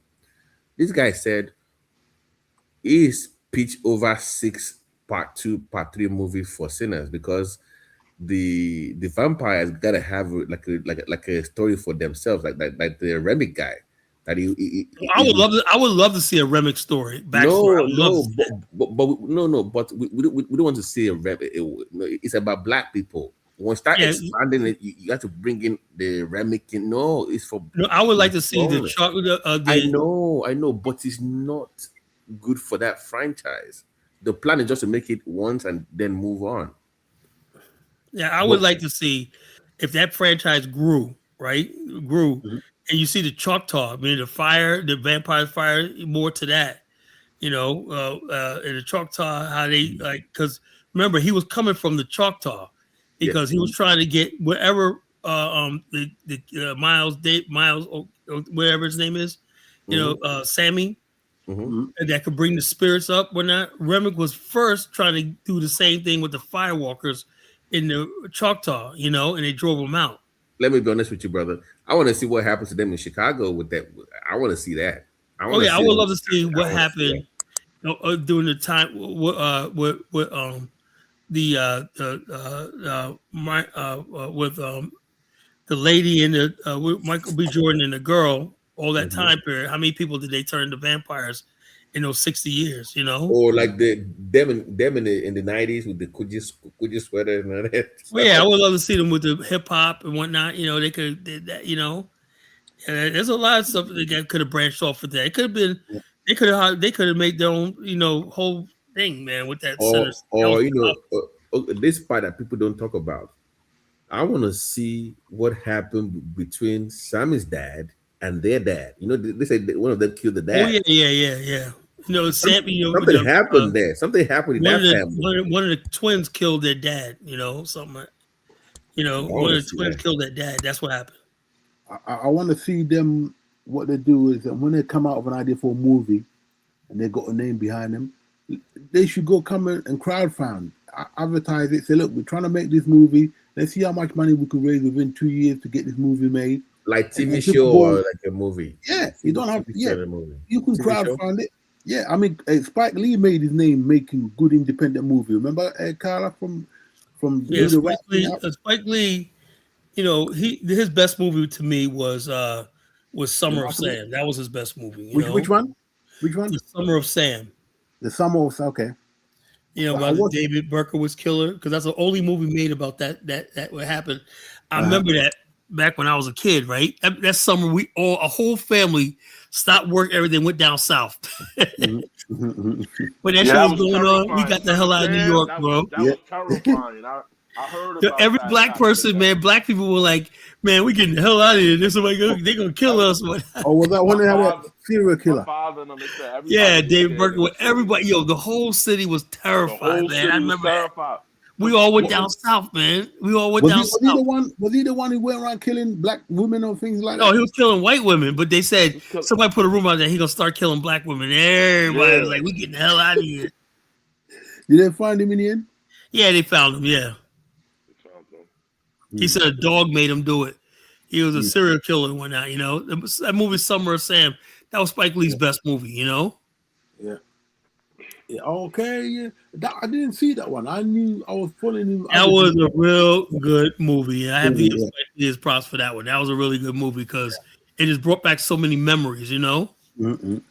I remember she's got to have it, do the right thing. That's when I was a young hip hop boy. Do the Then. Right Thing was a good movie. Yeah, that was a real good movie. You know, Do yeah, the Right Thing. That was a culture yeah. It classic. was You know, it was a So classic. It was a do you classic. y'all gonna be watching Ryan Coogler? You know, they say he's doing a reboot of the X Files on I didn't even know that. I didn't yeah. know that. So I think next year they're gonna Ryan Coogler is doing a TV series reboot of the whole X Files I'll be thing. checking it out. I know it's gonna be Yeah, hot. Ryan Coogler doing it. yeah. Yeah, So so he's a good director. I like him. I like him anyway. that would be I, crazy though. That's I something. can't get too heavy into X Files stuff because I got too much stuff on my Dude, mind. dude, I You know. have the whole box set of Oh, you're DVD. into it. Yeah, I I'm used to an watch. I used to addict. watch the X Files I'm an addict, all the man. time. I love that. I love the theme music to that. Yeah, it's very popular here in England Bring me as well. back to the. It bring me back to the '90s, man. You know. Yeah. hmm Now, unfortunately, I can't get into anything like that or movie wise because I've spent half my time producing music anyway, so I've got other stuff to do. But I love watching old black and white movies where I can. I love old comedy, even Laura and Hardy. I'll be watching that. You Oh, know. Like, You know what we need is another Bill Cosby, Sidney Poitier. yes, They only made three yes. movies together, but the movies were off the chain. but Carla, Oh, man. can I ask you a question? Can I ask you a question? Go ahead. What do you think happened in Black Panther? What do you think they changed direction so much in Black Panther 2? Because I'm like, Oh yeah, that It's a was what like lesbian, it happened? was a lesbian agenda. Come on, my LGBT. whole thing is Come on, man. they Ryan Coogler bend into the feminist thing, and now that they bend into the POC thing, that Namor could have been like 7 or 8 Black Panthers down. That shouldn't have been the second movie Yeah. with T'Challa. They killed off T'Challa. They should have recasted him. You know. They knew what they were doing, and people weren't gonna fall for that. Therefore, they could push the LGBT. Nah, people ain't going for that. And the way they did it, like, oh, we can't cure him of any disease, and he is dead. I'm like, so okay, so where is he? If he's dying, at least let's see him die. It didn't make any sense to me, like the way They I they. didn't didn't even show how bother he watching it. died, whatever. It was like George Floyd, you know. It was like George I didn't Floyd. even bother You know? watching it.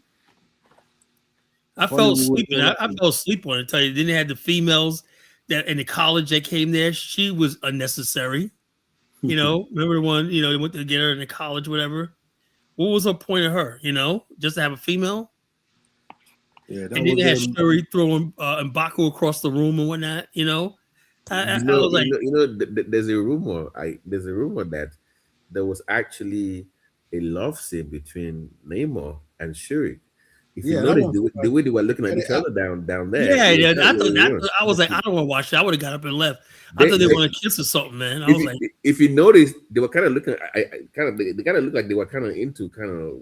yeah, it Listen, looked like that, Yeah. didn't it? Carla, They said there was a kind of love scene that they cut out Carla, between them Carla. two. Listen, there's a lot of that bullshit among black women in England is trendy, mate. These. I'm sorry, but Oh yeah, trust me. man. Yeah, right. Every commercial on television now, you see black women in the arms of white men. Well, not Every even just commercial. that. Black women with black women. Is here. England is big. What? Listen, they ain't telling you. I'm gonna tell you. When you go out and go and check a girl now, if she's got good close friends and all that, 9 out of 10, you think they get friends. Listen, these black women are getting down with it. They support all the LGBT stuff here. They ain't telling you in public, but a lot of it goes down because they test it on the black woman, find out what they can get away with. And a lot of our black women, trust me, man. I go, you might think, yeah, that's a nice sisters. Nah. In behind your back, where you don't see, they're getting down with each other. And I'm sorry that why do you think those black British actors will come to Hollywood or you can just look at them and tell?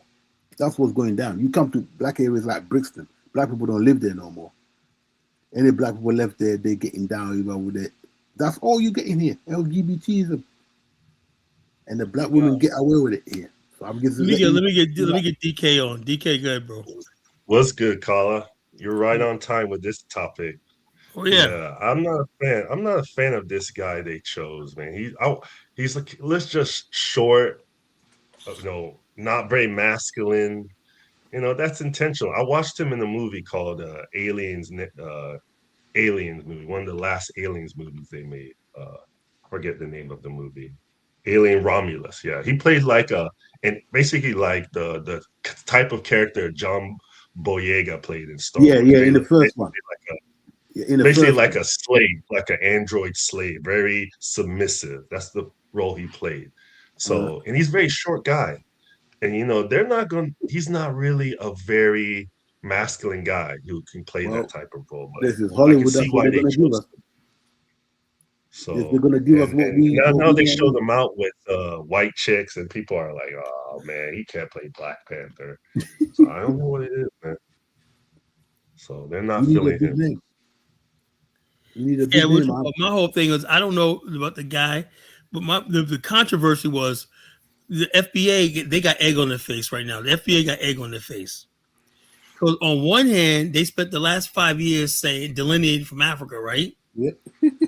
Now when it comes around to the biggest thing in cultural the history of Black Panther, this is the biggest thing. This would put Black America, everything on the map. The Black Panther, that's did it. That topped everything. That's probably. I don't think so. I think a lot of Black Americans were saying, "Oh, they wanted what's that guy, Damson Idris, to play him." I think they preferred him. No, but hold up. The thing is this: a lot of Black. If you are saying, like I said, if you are saying you're delineating from Africa, you're saying you're not African, right? And you have no class. See, I call myself African American because I identify with Africa, like most of us smart people do, right? So therefore, I can say, something. Black Panther does come from an African American, but can you basically play this role and respect the fact that the mythology of Wakanda comes from the African American experience of being in captivity? Because it had the biggest effect on us. Now if that's the case, then hey, like Chijuel Ejiofor played Solomon Northup at 12 Years a Slave. That's because he understood the culture of Black America. And if you understand the culture of Black America, you understand that you got to understand how Black people think, why they rather.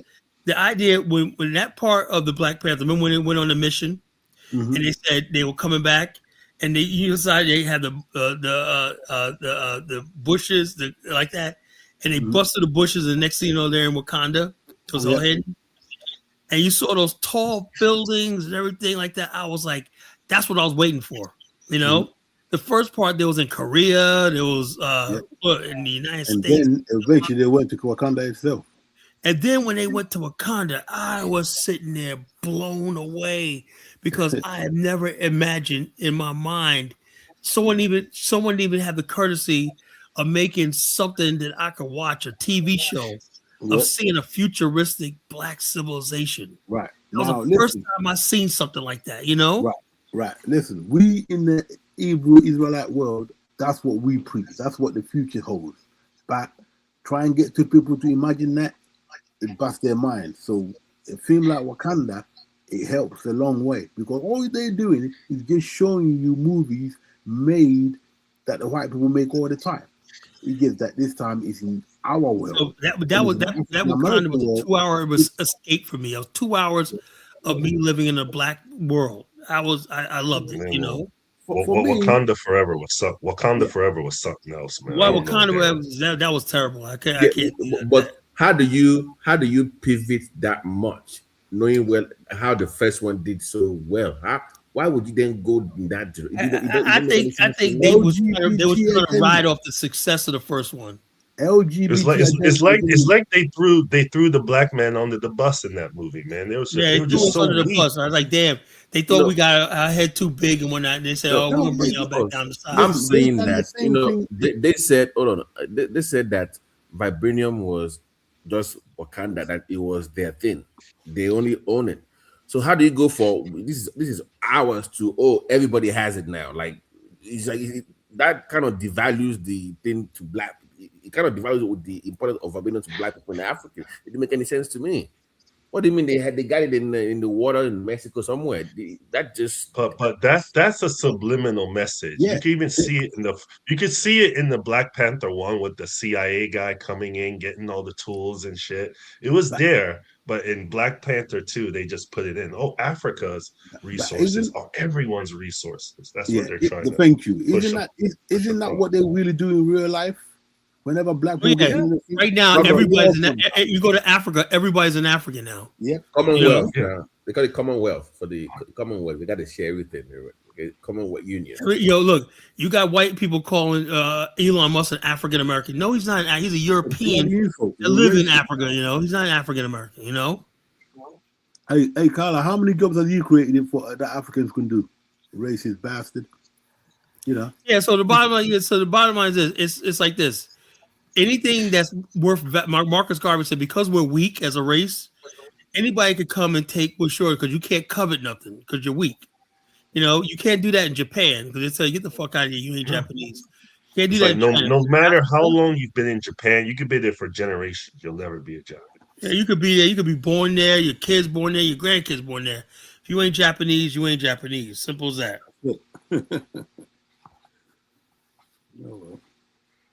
Yeah, well, when is have they started filming this new one yet, or is it still in the making?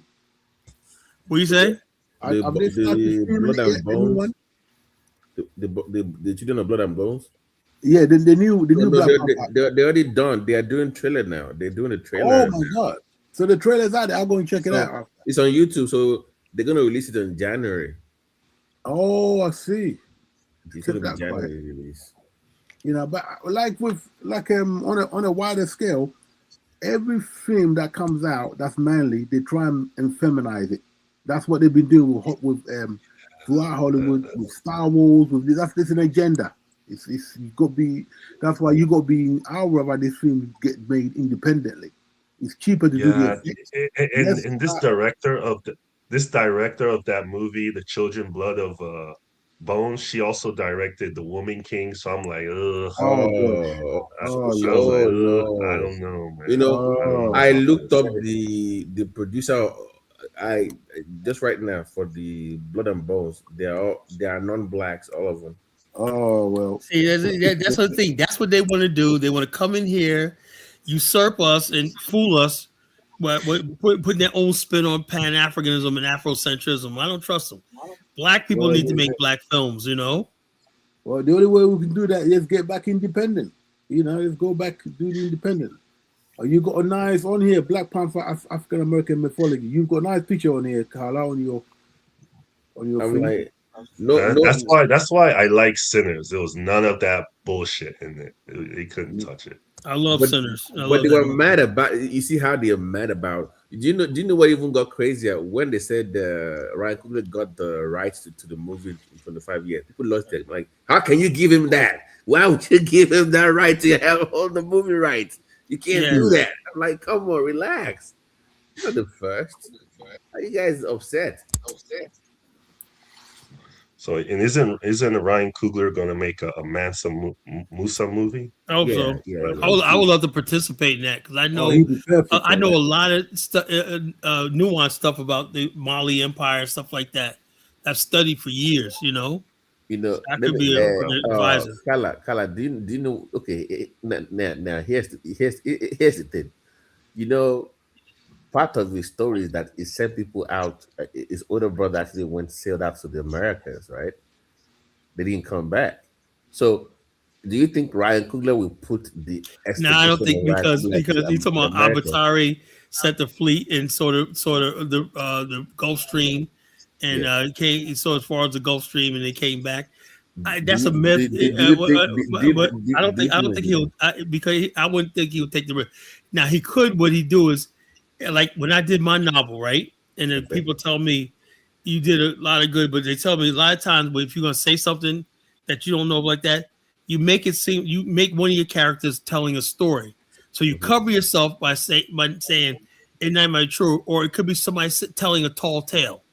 So the people won't know. So you're not basically validating something that's not true. You know what I'm saying? So you can have a character express it, you know? No, I'm just asking that. Do you think that the American audience will be able to handle that? Like if he says, "Oh, the black people came in first." It depends on how it's presented. If it's presented like through like somebody's storytelling, they'll handle it. But if it's pretended like it was a major part in the movie, like in a chronological, no, they would not. No, they would not, because I was saying that's true. But if you say, "Oh yeah," well, the person could say, "Well, he's just saying that because he's just telling a story." That's Hey, what they. Denzel was in it, brother. You know Denzel was in the new one, the Black Panther. Denzel was in it. Who is he playing? The dad. I think he's like a father figure or something, but he's in there. Oh, okay. I saw him. You talking about But I saw him in the a trailer, but I don't know which Black Panther was that. Is that the new one? That's the new one. That's So what I just saw. Denzel. That's the one he's gonna be in. Yeah, that's the one I just saw. There hasn't been a trailer for the new Black Panther yet. No, but I saw Denzel casting. They were showing him at one time. I saw him doing something in the No, Black because he Panther. said it. He said that he's gonna be in it, so the internet went crazy. Yeah, that's what I thought. I thought I heard him Nah, saying Black Denzel been trying to get in. They haven't. Marvel Studios haven't let Denzel in. He's been No, trying to. He no, been he's in trying to. already. He wanted to be a part of the second one, but but Ryan, whatever his name, his soft sellout ass. I know you like him, Carla, but he a sellout. Yeah, You no, get what he's I'm doing saying? it. He's No, a straight. Now he did good in Sinners. I'll give you that. But one thing I didn't like in the movie Sinners, how they made the one twin had the black voodoo chick. She the big mammy looking one, and then the other. Cute, man. Come on, Annie was cute, man. Come on. No, I'm not saying that she's not cute. This that thing where we giving chicks prizes. She cute, but if I saw her walking in the mall, I wouldn't try to holler at her. But what I'm saying is that the other chick, the little small the white chick, yeah, they got her looking sexy. She looking sexy. She talking sexy. Yeah, but it worked though, man. That shit was hot, man. But that's what I'm saying. Let me tell you something. I lost respect for Ryan Coogler when he was at the bank in Atlanta, Bank of America. And it just so happened I was at the bank not too far away from it, and they was telling what was happening now. And then I got on the radio and I saw this dude. He's not crying like a girl. Like he's crying like a girl in the bank, soft-spoken, talk about his mental health. Like the thing about it is he went in there to get some money out the bank collar, and then he had his a Filipino lady with him. She's there for his emotional support, and instead of him just talking to the lady in the bank, he slipped her a note with a hood over his head. And they called the police on him, and he was just crying like a little girl, bro. Damn. Yeah, that was she thought it was a robbery. Yeah, because they're like, what sense do that make? Oh, he could have said, well, hey, I'm Ryan Coogler. What most other people, rich people do in Atlanta, DK, if they on movies or something like that, they'll have their camera on whatever movie they played in, and they'll show it to the teller, so the teller that don't talk so loud. You get what I'm saying? But you don't hand no bank teller no piece of paper. Brother. Yeah. He gave her his pin and his ID. What else do you need? You don't do that. That's something that you don't do. You don't do that at a bank. No, you get what I'm saying? Because at the end of the day, you don't do that with no hood over your head. If you're that type, hold on, let me explain to you, man. Especially at Bank of America, because that's who I bank with. If you're pulling out that type of money, you go into a whole nother room. They'll take you in a whole nother room like you're trying to, like they'll play it off, collar, like you're trying to get a loan or something. They're like, hey, let me talk to you about a loan or something. When you pulling that, they go to your vault box. Yeah, they pull you out. You don't try to pull that much money at the ATM at the desk. Not in Atlanta. You don't do it. Anyway, if I gotta get a large sum of money, I'll sit down. I'll be like, hey, look, you know how we sit down in the lobby and they call you? I'll say, this is what I need to do. Exactly, like you finna get a loan. Like you need to go to the teller. Hell no. He trying to pull out 30,000 cash and he writing it down on a piece of paper. Like you don't do that. And on top of that, if you're gonna give him your ID, you got you. And now in Atlanta, you can't even wear a hoodie in the bank. You can't wear no hoodie in the bank. After that little shit that happened with Ryan Coogler, they stopped all that shit. In Buckhead too? Yeah, man, in Buckhead, you walking in there, them people don't know who you are. But the thing about it is, I heard the brother that was the new guy that was on here. I heard he was talking about how they cast the the casting, about Tyler Perry and everything, and I heard my brother Lewis, you know what I'm saying? Shout out to the Most High. Shout out to the Most High niggas. You know what I'm saying? Most High. But the thing about it is that one thing me and Kyle always talk about, we want to do something, but if black people ain't got the appetite for it, who's gonna sit up there and waste the millions of dollars? Yeah. Because black people don't watch them type of movies. We ain't going to the movie theater. And just like how they was talking about Black Panther, you know, Black Panther people went to the movie because movies wasn't style. Movies is not in style anymore. Most people paying for Netflix, Hulu, HBO Max. They factor those things in now as far as they go through the box office. Right. And then, you know, a good third of it comes from like, Netflix, Disney Plus, and all those other things like Hulu, whatnot. Most people like me, I got the 3D surround sound in my living room now. Like that technology. Now I don't have IMAX, but what I'm saying is I got the Bose system that's hanging off the wall. Like when I watch the movies, the wall shakes. You get what I'm saying? Like I don't do 3D because I got that form of epilepsy, you know, like the strobing lights and shit. I can't do the strobing lights. I can't play games like Grand Theft Auto 6. Things that spin around like that. My brain focus on it like I'm spinning. So I can't look at no movies like that, not like point of view movies like that. But what I'm saying is that the pick for Black Panther 3 was a horrible pick because he's not manly at all. You get what I'm saying? He got shrugged up. His shoulders are shrugged up, and his neck is short. So even if they think about it like this, y'all. Do y'all remember in the first Black Panther when the dad showed up I know the brother said he didn't like the movie. He didn't like the part when the white dude shot the plane down. Let me tell you what I didn't like a Black Panther. I didn't like the part within the first 30 minutes he don't kill this brother.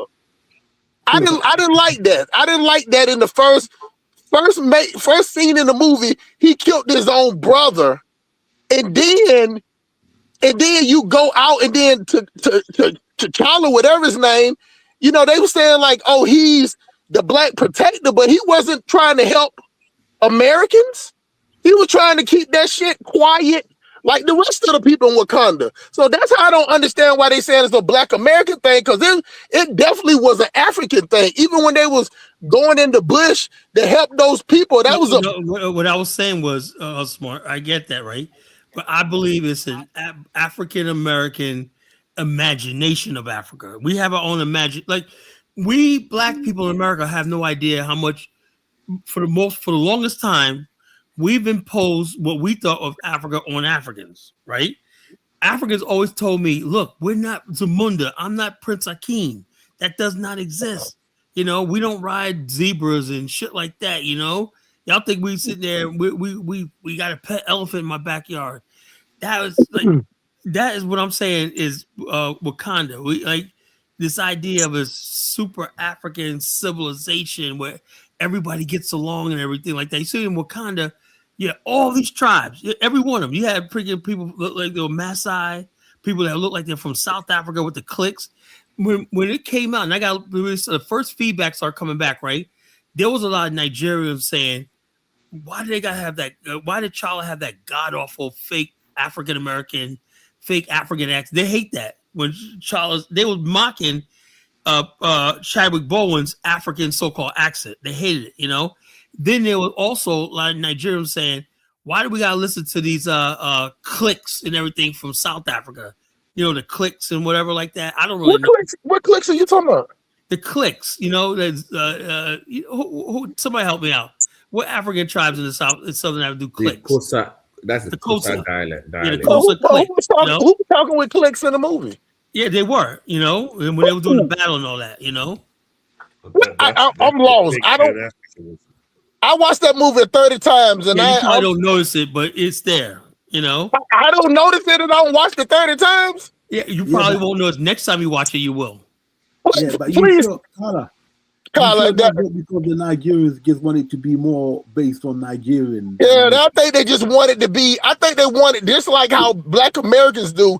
They don't like to see Black America. But this is the one thing that you're wrong about, Carla, is not that because they wanted. Because DK was trying to tell you this earlier. They actually wanted the UK guy to play the role because he looked it more manly. So most Americans, most Black people, they just wanted it to look more like a manly type guy. The guy the guy that's playing now is a downgrade from what is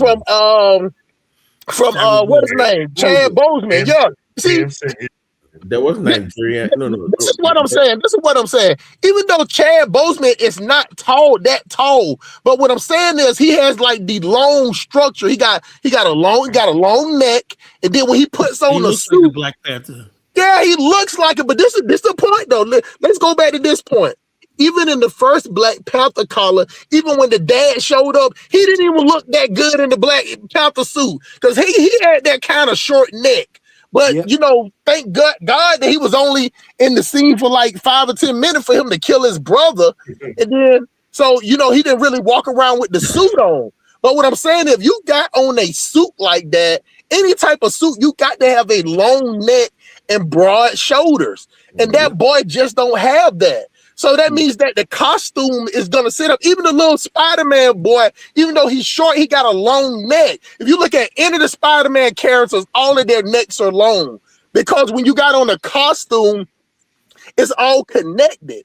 Do you get what I'm saying? So he just doesn't fit the part. He doesn't look manly at all. You get what I'm saying? So, and he's short. So I just didn't get that whole thing. And of course, Black Panther 2 was some straight faggot ass bitch shit. I don't even understand. Can I clarify something real quick? Like Ryan Coogler. Ryan Coogler is a straight up sellout for that. And then hold on, this is the last part before I pass the mic. That shows that he don't have any power.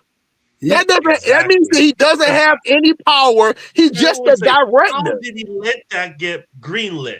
That was some bullshit. But hold on, DK. They greenlit that in the Marvels. The Marvels with the 3 girls, they greenlit that at the same time, so they rushed it. They had Shuri. They made the girl. You look when she was fighting at the end. She was like a bag of bones, man. That was I said, man. I got up and walked out. But why her though? She's so skinny. Yeah, I didn't watch it. She wasn't sexy. Can I try to find something with what the man said? The only thing about that movie was good was Angela Bassett, And they killed her off. Into why would you do that? Why would you kill her? And they killed her off, man. Because they weren't gonna renew her. They weren't gonna renew her contract. They felt like she was useless in it. You get what I'm saying? She was more useless than Shuri, But think about it like this: she represented the strong Black woman. They didn't want a strong Black woman in there. They wanted some gay bitches in there. No, but the mom is a thing. Yeah, but that's what I'm trying to tell you. Ryan Coogler is a sellout because he didn't be like, okay, she needs to be here. She needs to be here as strength, as Mama Africa. That's a symbol. She represents Mama Africa. And then for it to not form, you went down there with Neymar to form alliance. He killed your mother. Yeah, what are you doing? She down there ready to bust it wide open. Oh man, it was okay. That movie, man, just it was horrible. A lot of. I didn't watch it, but you know what was coming though. It was basically you knew what was coming in that movie. Black men. That's what it was. Then he had T'Challa, his funeral. That was like George Floyd, man. I was like, yo, is this T'Challa or George Floyd? It was all stupid shit. You know what I'm saying? A mural of him up there. That was George Floyd. And then they brought that stupid ass girl from college in there. She was completely unnecessary. Talking about she was smart, so they wanted to have another skinny girl because they tried to make her into the new Iron Hide. They came out with a series of her being the new Iron. I heard about that. But it was garbage. I swear it was.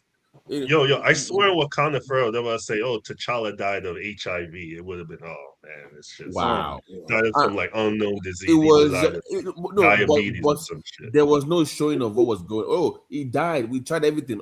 Tried what? We don't know what to try. You just like, oh, I'm like, they talking about the herb.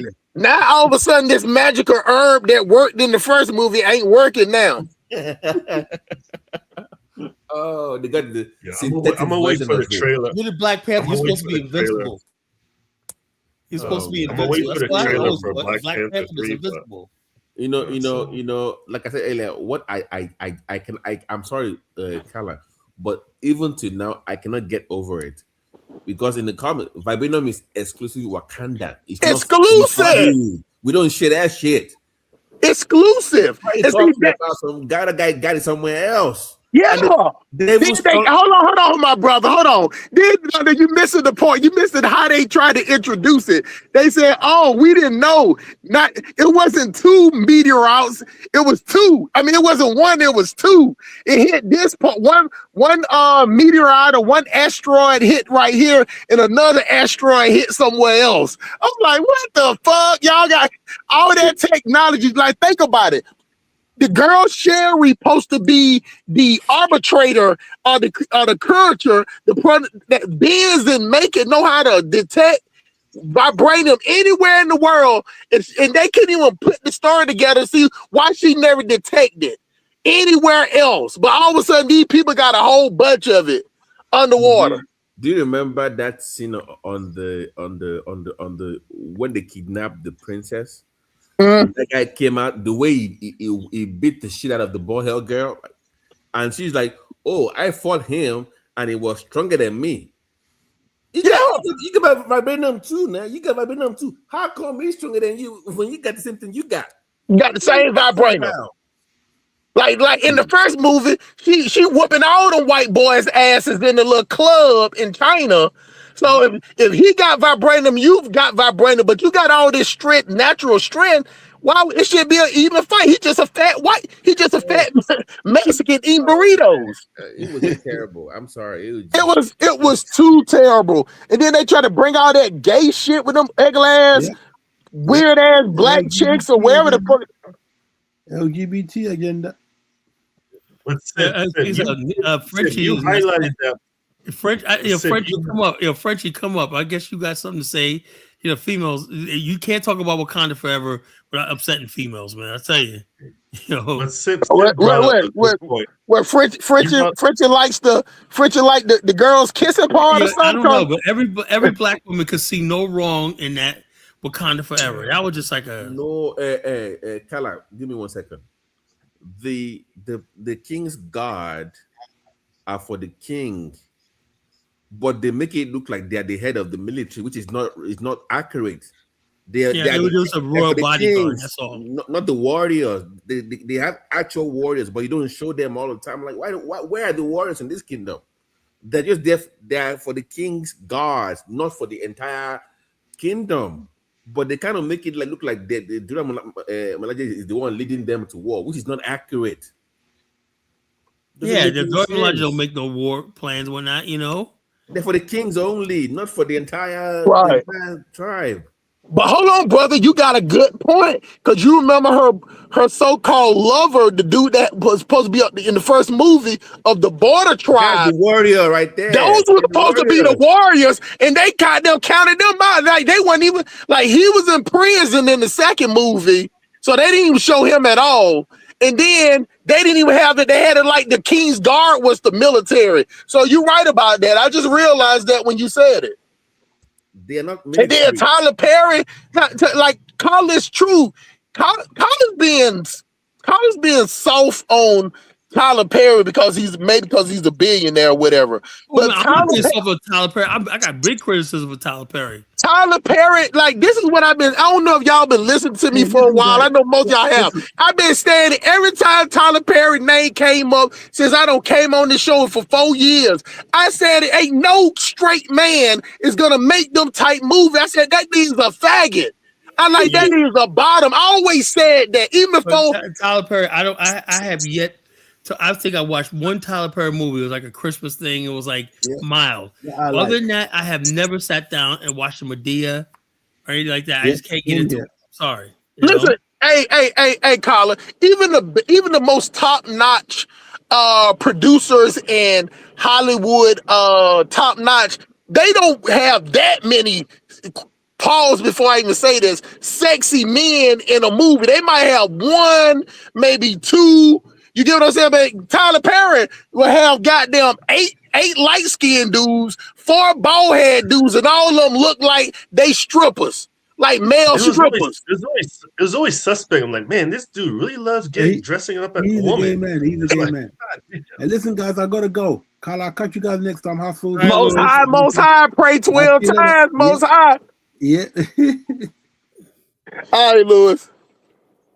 But you know that whole thing of it, and just like Cat Williams, I think Cat Williams is crazy, but he got mental issue himself. But one thing he said is right. He said those type of dudes, those feminine dudes like that, they only play good at women. He said any other role he take, he don't do that role good, but he can play an old sassy, big old black woman. He can play that role good. And the same as that dude, Ricky Smiley. Ricky Smiley is the same way. I'm talking about this dude when Kamala lost, he was on there crying in the back. Like, I can't believe black men. They start bawling, crying, man. He started talking about black women. He goes, y'all not gonna vote for her? Black women have done so much for us, and blah blah blah. Yeah, okay. What's that got to do with my vote? You know? I don't know why, as black people, we think because we came out of a woman's box, like some type of way she can't. We the only group of people that see that shit. Like she can't do no wrong. Like you know, D.L. Hughley's another one, man. He's another one. Oh yeah, he's a straight clown too. But the thing about it is, it's no different between D.L. Hughley, Ricky Smiley, Tyler Perry. They all pandering to women, so they're just grifting, and Umar Johnson. They're all dependent on that black woman's money. You get what I'm saying? Because men, even the churches, we got the church, Pastor Jamal Bryant church. You go out there, man. It's 90% women coming out that church. Can I ask you, how many of them believe it as opposed to those that actually pander, that know better, but because of the money? You know, some people actually believe that they should do that. Others are just pandering. So how many of them do you think are pandering, and how many are actually believe? All of them pandering. All of them. Because all of them want to be rich. What I'm telling you, it's not another job for them. If it's not like think about, okay, let's go down the line real quick. This is perfect for the Black Panther conversation. Ryan Coogler, if he doesn't make movies that's geared around having black women in power, who else gonna watch it? Let's go with D.L. Hughley. If black women is not watching him, going to his comedy shows and going to his events, them little events, who else gonna watch him? If Dr. Umar Johnson ain't pandering to black women, how else is he gonna fund? He ain't got no job. He don't have another job. Ricky Smiley. The only thing, listen to their radio stations, that morning show in the morning, is women. Black men don't listen to radio, like talk radio in the morning like that. All that shit comes like we got V103, which is number 1, and 104.4. They'll tell you they demographic is 80-some% women. Now that you say it, Sip, that's why Ryan Coogler put that big mammy in that movie. That's why. That's the only thing that would make sense. He knew that because you know one of the selling points of that movie was Haley Steinfeld, and then that's always hot, the interracial couple, and then you got a white boy, all American. Now he's not Irish, whatever, but a good-looking white boy like what's his name, Jack O'Connell, right? That like that, but you have to balance it out with the twin with this. Yeah. Colin, he didn't have to balance it out with no mammy. Like, think about it like this, Colin. You know the cousin. He knows he had to placate the black. What did black women say? Oh, I love the fact that Smoke had a beautiful black woman and whatnot. That satisfied the black female. That kept them placated, you know? Colin, that black woman's about as big as your refrigerator in your kitchen. with some curves. With some curves. But at least they gave me something. I thought Andy was good. He could have did Leslie Jones. Then I would have been upset. No, nobody ain't gonna see her. That one went too far. Nah, you wanted him to go in the ditch. You wanted him to go in the gutter. But Andy was kind of cute. She was like, but hold on, Colin. Hold on. Leslie Leslie Jones at IMAX theater. Oh my god! For real. Hold on, DK. Let me throw something back at Colin. Pause. You remember the little boy that played the guitar, the one that the chick? She was cute. She was cute and sexy. Her name was Jasmine something. Right, but what I'm saying is that why they just didn't let her play the opposite? The other twin got a. I don't know. Hold on. Let me say. You know why, Steph? He wants to play to those big mammy types and say, "Oh, I could get me a Michael B. Jordan." Yeah, yeah, because that's what it is. That chick with a pale moon. Oh my gosh, she was hot, man. So hold on. They could have had her play the opposite twin, and then had the mammy because she was already into the root working and the stuff. They could have had her be the one to be the savior. So what you're saying? You're discriminating, hustle. You say the mammy shouldn't have had a romantic. She had no sex scenes. No. God damn. No. That's funny. Man. No. That's funny. Unless you was gonna have sex with one of the vampires. Wow. That's funny. She could have listen, this is what she could have did, Colin. She could have tricked one of them vampires in the room, act like she was gonna have sex with him, and then stabbed them in the heart with the knife. No. See, I can write that in there. But then they could have had the two cute one, the cute black girl with one twin and the cute white girl with the other twin. That would have been perfect. No, he wanted to make because you would have got a lot of black women who, let me tell you something, Smart. Today I was in Waffle House, right? I'll tell you a story, right? I told my boy today, I had him cracking up. And there was a couple of big girls in there, right? I was sitting there with the counter, having my Del Monte steak with eggs and cheese and hash browns with onions, whatever my favorite, was jelly toast, but not, I'm just eating my Waffle House in the morning breakfast, right? But three big girls were in there, I mean, huge, very big. Really big, But they're sitting there looking at me and whatnot. And one was sitting, two was sitting in the bar at the end, right? And they sitting there, kept looking. I was like, oh, okay, I know. All right, I'm a man. I'm good looking. Okay, whatever, like that. Anyway, and when they were done, one of them came up to me and said, "Oh, the reason why we're looking at you because you got some butter on your face right there." And we was just like, I was like, looking at like, are you trying to be funny? But my point I'm trying to make is, we got a lot of big women out here in our culture, right? And they got to be placated because they got money. They go to movies and stuff like that, and they're gonna feel some sort of way. If you would have had Annie playing a non-sexual role, non-romantic, or the role, what a lot of black people like is they want to feel desired, right? Black women feel like no matter what they look like, they got to feel desired. You know what would have been better if black women would have loved if Remic's character fell for Annie. But hold on though. Let's go with the. Let me just oppose that. In the first Black Panther, there wasn't no big women and no sex scenes. Yeah, that's probably because they got feedback. They said, "What could have made this better?" Some fat chicks smelling like mayonnaise. Feedback. There was no big people were represented. Some fat chicks in girdles. Yeah, all the Dora Milaje were like athletically built and everything like that. So they were feeling some sort of way. Carla, listen, man. One thing about Marvel do not play that shit when it comes to how they want their women to look. They gonna be skinny. Tell black women that, but they ain't got to tell them that because Marvel's gonna make that. That's the difference between that. Marvels do not depend on black people money. Black Panther depends on black people money. But even with that, it's still white.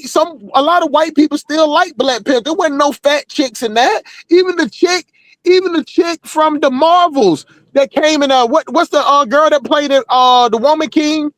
And she played in James Bond too, the black girl, she the new Storm. Yeah. You Lupita? No, hell no. It's the girl that she was she played in the Marvels. In the first Marvel, she was She was the Marvel girl best friend, the black girl. Her name was Robo. No, even the first one. In the first Marvels. How oh, Monica Rambo. Yeah. Colin, you didn't see the first Marvels? That was whack. No, I didn't see him yet. I didn't see him. Okay, but what I'm saying, in the second one, okay, she died, and her daughter, which is the cute girl, so I forgot her name, but she's a bed wench too. The cute girl, she's a bed wench. But in the Marvels 2, then the girl come back and Storm, and they're in the multiverse, and that's her mom. But they don't know each other. That's her mom in the other life, but in this other life, that's how they introducing the X-Man. She's gonna be the new Storm. Okay, I gotta get that then. I gotta get that. Yeah. See, I'm Mumbo. See, this is the thing where we're not saying we have no problem with the where the black guy is from. He just don't fit the role of Black Panther. Nothing what I read, because Black Panther in the comic book, the Black Panther didn't take no losses, 0. Right? How did he just die, man? Come on, that's just. I don't get it. They could have recast him. Oh, he got sick. Have you ever seen a comic book character get sick and die? Superman, all kind of hell it back when they ain't gonna kill Superman off. They ain't happening, But check it out though, Colin. Look how they did with you see what they did with the Green Lantern. They picked the chisel black dude to be there. Like they ain't picking no. Let me even that green. What's his name? The light-skinned green-eyed guy. Yeah, the light-skinned green-eyed guy, the muscle dude. In the comics, it's supposed to be a black, very dark skin. Supposed to be very dark, yeah. Very serious ex-military guy. Is who he is. But that's what I'm saying. What I'm saying is they did it with the complexion, but they ain't take away from the guy's build. Because the Green Lantern has to be tall. You get what I'm saying? Like even I don't even like the Superman broad shoulder. Broad shoulder. That's what I'm saying. This guy right here, and when Colin, I don't know if you saw him in Alien. He was like a little robot man whore, like a little slave, like getting punked out. Like you would think somebody walked up behind him and tried to rape him, he would let it happen. Like all the roles he played was submissive. Now, when you come to he was like that in the Aliens movie too. Yeah, he was like that. He was like a bitch. It's a AI synthetic bitch. I just never. Yeah. I couldn't even watch it. No, I skipped past that part. I tried to skip past every part he was in because he was like a slave. They changed the story too. But, even the trailer. Green Lantern, the ring chooses you. You don't train for it. Nobody just right. No, they didn't have to choose you. But they changed the whole story to something else. I'm like, what are you guys doing? It doesn't make any sense either. I don't know what's going on with the comments, man. They're just messing up so much stuff. Well, with the comment, they stray away from it because some of the comments, some of the people are enemies and they end up killing each other in the comments that ain't like Dark Side, like just like how Superman beat Darkseid in the movie. Darkseid wasn't that easy to beat in the comics. Bro, let me ask you this, because because next year we're gonna complain about it. When Doomsday come out, the next one after that one, Secret Wars, they're gonna have to introduce Storm. Now, if you don't have Black Panther, who is she gonna get with? She's like Storm has never had Storm. Only love interest Storm could have is Cyclops. No, but in the comics, she married Black Panther. I know. But I'm saying they're not gonna do that with. They're not gonna do that with him. You get what I'm saying? Because it's the son. It's his son, not the dad. Right. But what I'm saying is that you're right. So what I'm saying is they can't do it because she's actually in the multiverse. See what I'm saying? So they're gonna have to bring it back to the multiverse, and they ain't even brought him up to speed because they ain't even started making the Black Panther. It don't come out to 2028. I thought it was 2027. Put the sun. No, it's 20. It's 20. If they put the sun, so the look it up real quick, Kyle. I want to make sure I'm right. I heard today it was 20. Seem like it's about to come out in the next year or so. No, No, no, they went to introduce. They making this big push. That they did their whole press conference, caller, just to produce this faggot looking boy. I couldn't believe that shit. no. Okay, here's my point, Callum. Look at what they put there as the son. Look at Shuri.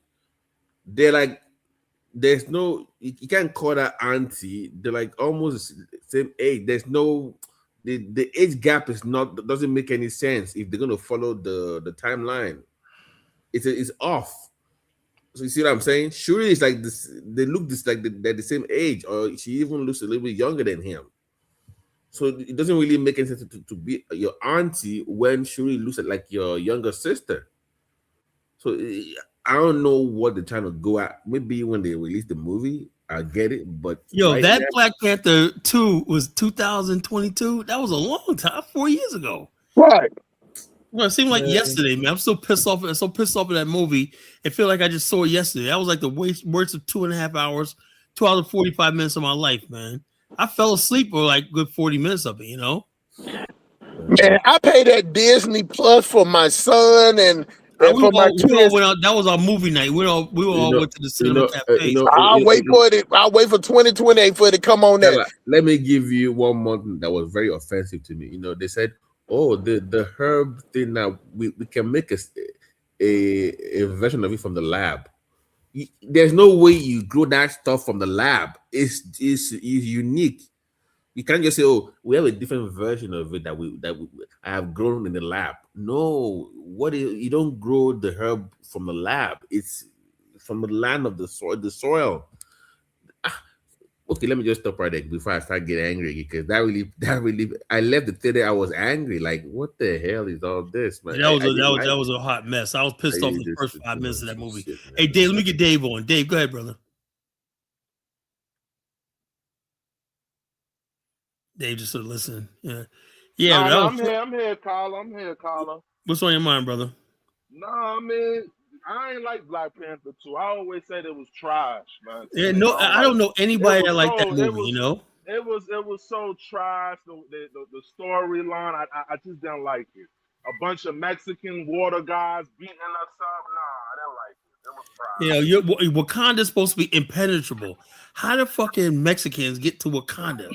I just they whooping all the black people's ass, man. Damn. Yeah, I said, what the fuck are y'all doing, man? For me, because I know production, I think it was rushed by the executive producers because they didn't have time to do filming during COVID and other things like that. So I think it was rushed for the executive producers to get their bonuses. That's just me.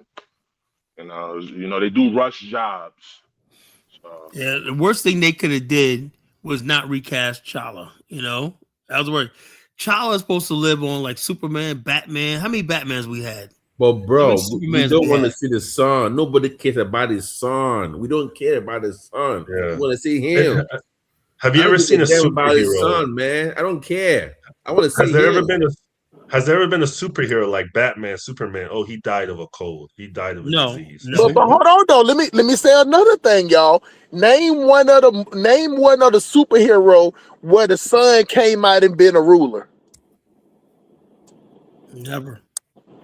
Even when they tried to make Robin. Well, name one superhero where the sister became the ruler. Hell no. Even Supergirl, they're like, no, you're not Justice League. Sit your ass down. Supergirl was horrible.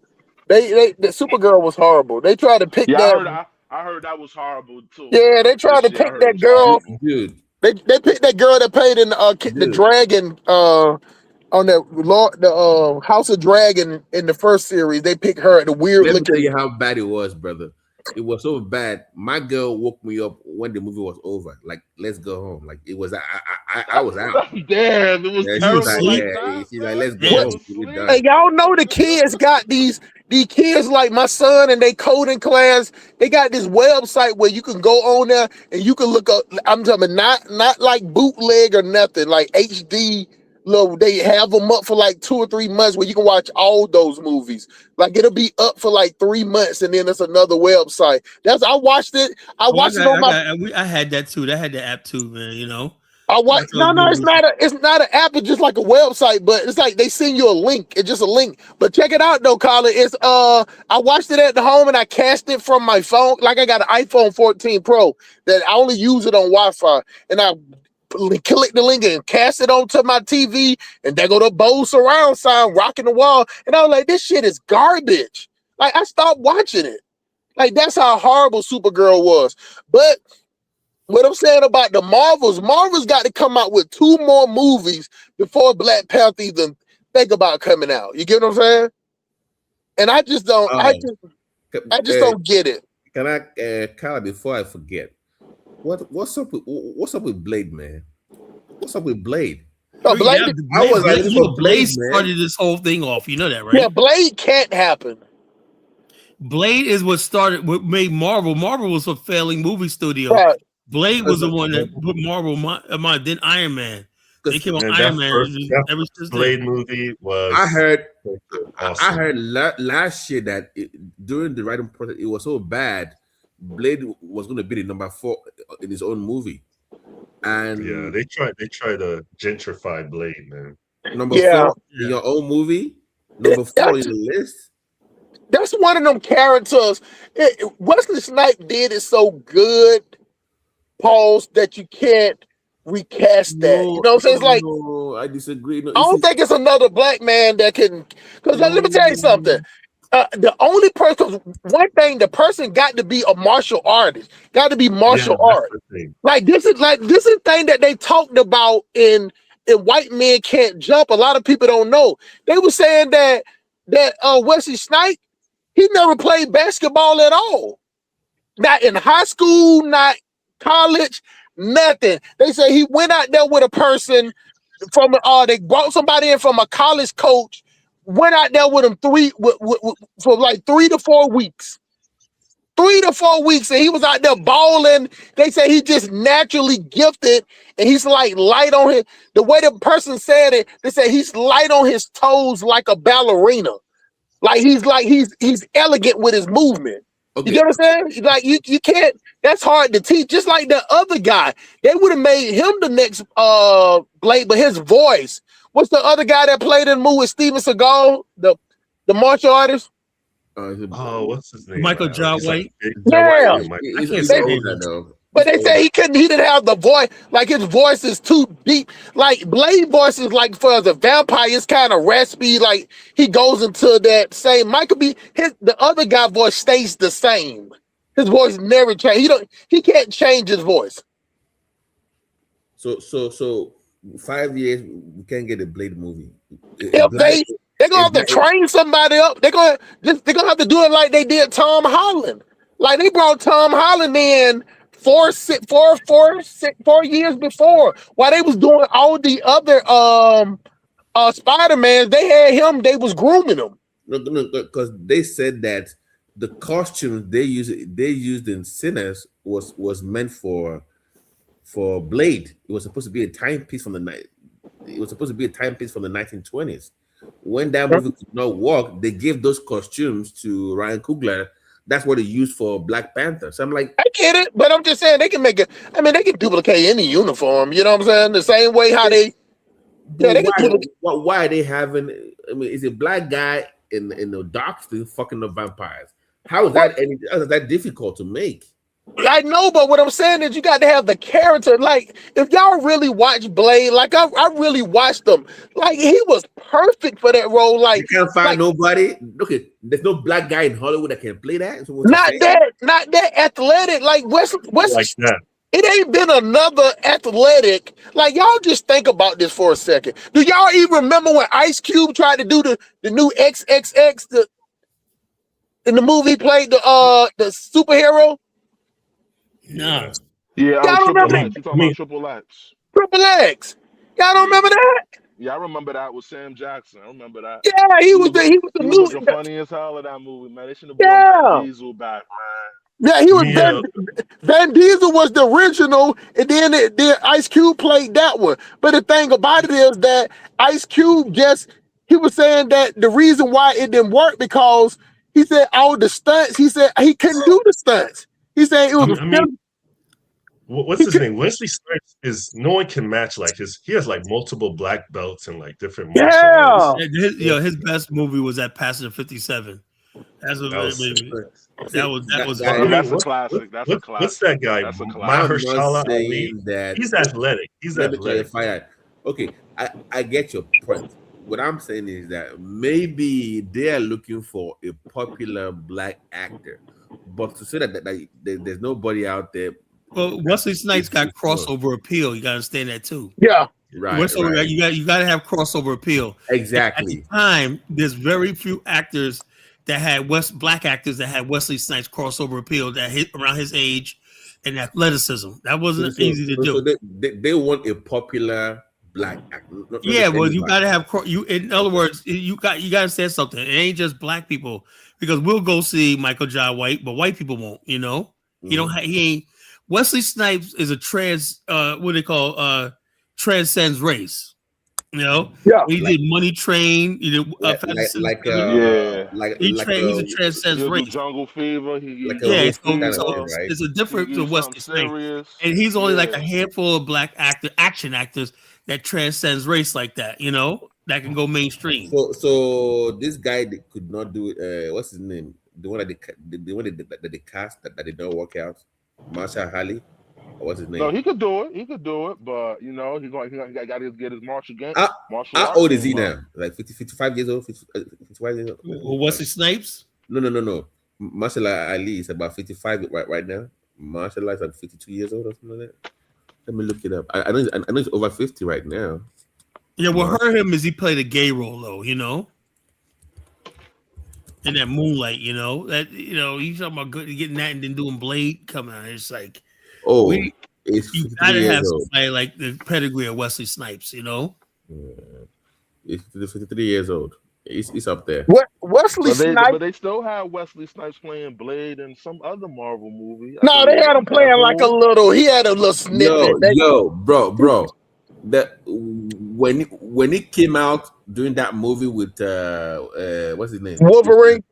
Oh my! The whole place went crazy. Yeah. When Blade came out, I'm like, wow, people still love this shit. When it came out in that Wolverine and Deadpool movie, oh man, yeah, people liked it. But he was just like getting his flowers at that point. But what I'm saying, it was so much action between the Wolverine and the Deadpool guy that he didn't have to do as much. What I'm saying is Wesley Snipes set the bar so high that it ain't just like black people. Like what I'm saying is like I can talk to white people and they'll be like Blade. Like we can talk about like that. Like I'm really a Blade fan, and I'm telling you, it wasn't black people that made Black Rich. Like in that vampire, like there was whole white, but you had the white dude, the wolves and Stephen all Dwarf, that. Stephen Dwarf. Yeah, like that shit was. White people made Blade what it is. You get what I'm saying? Like if he was depending on black people to make him rich, it was a crossover film, you know. I know it was definitely crossover. But what I'm saying is he set the bar so high, nobody can't come in there and do less than that. You get what I'm saying? Like I give you a prime example, just like Coming to America 2. Like Coming to America 2 was horrible. You get what I'm saying? Compared to the first one. Yeah. The only thing about Coming to America 2 was if they would have developed this character with the Duke and Duke, and they would have did this thing like, you know, he's in Africa now and whatnot, you know, and they connected that would have been good if they would have built on that.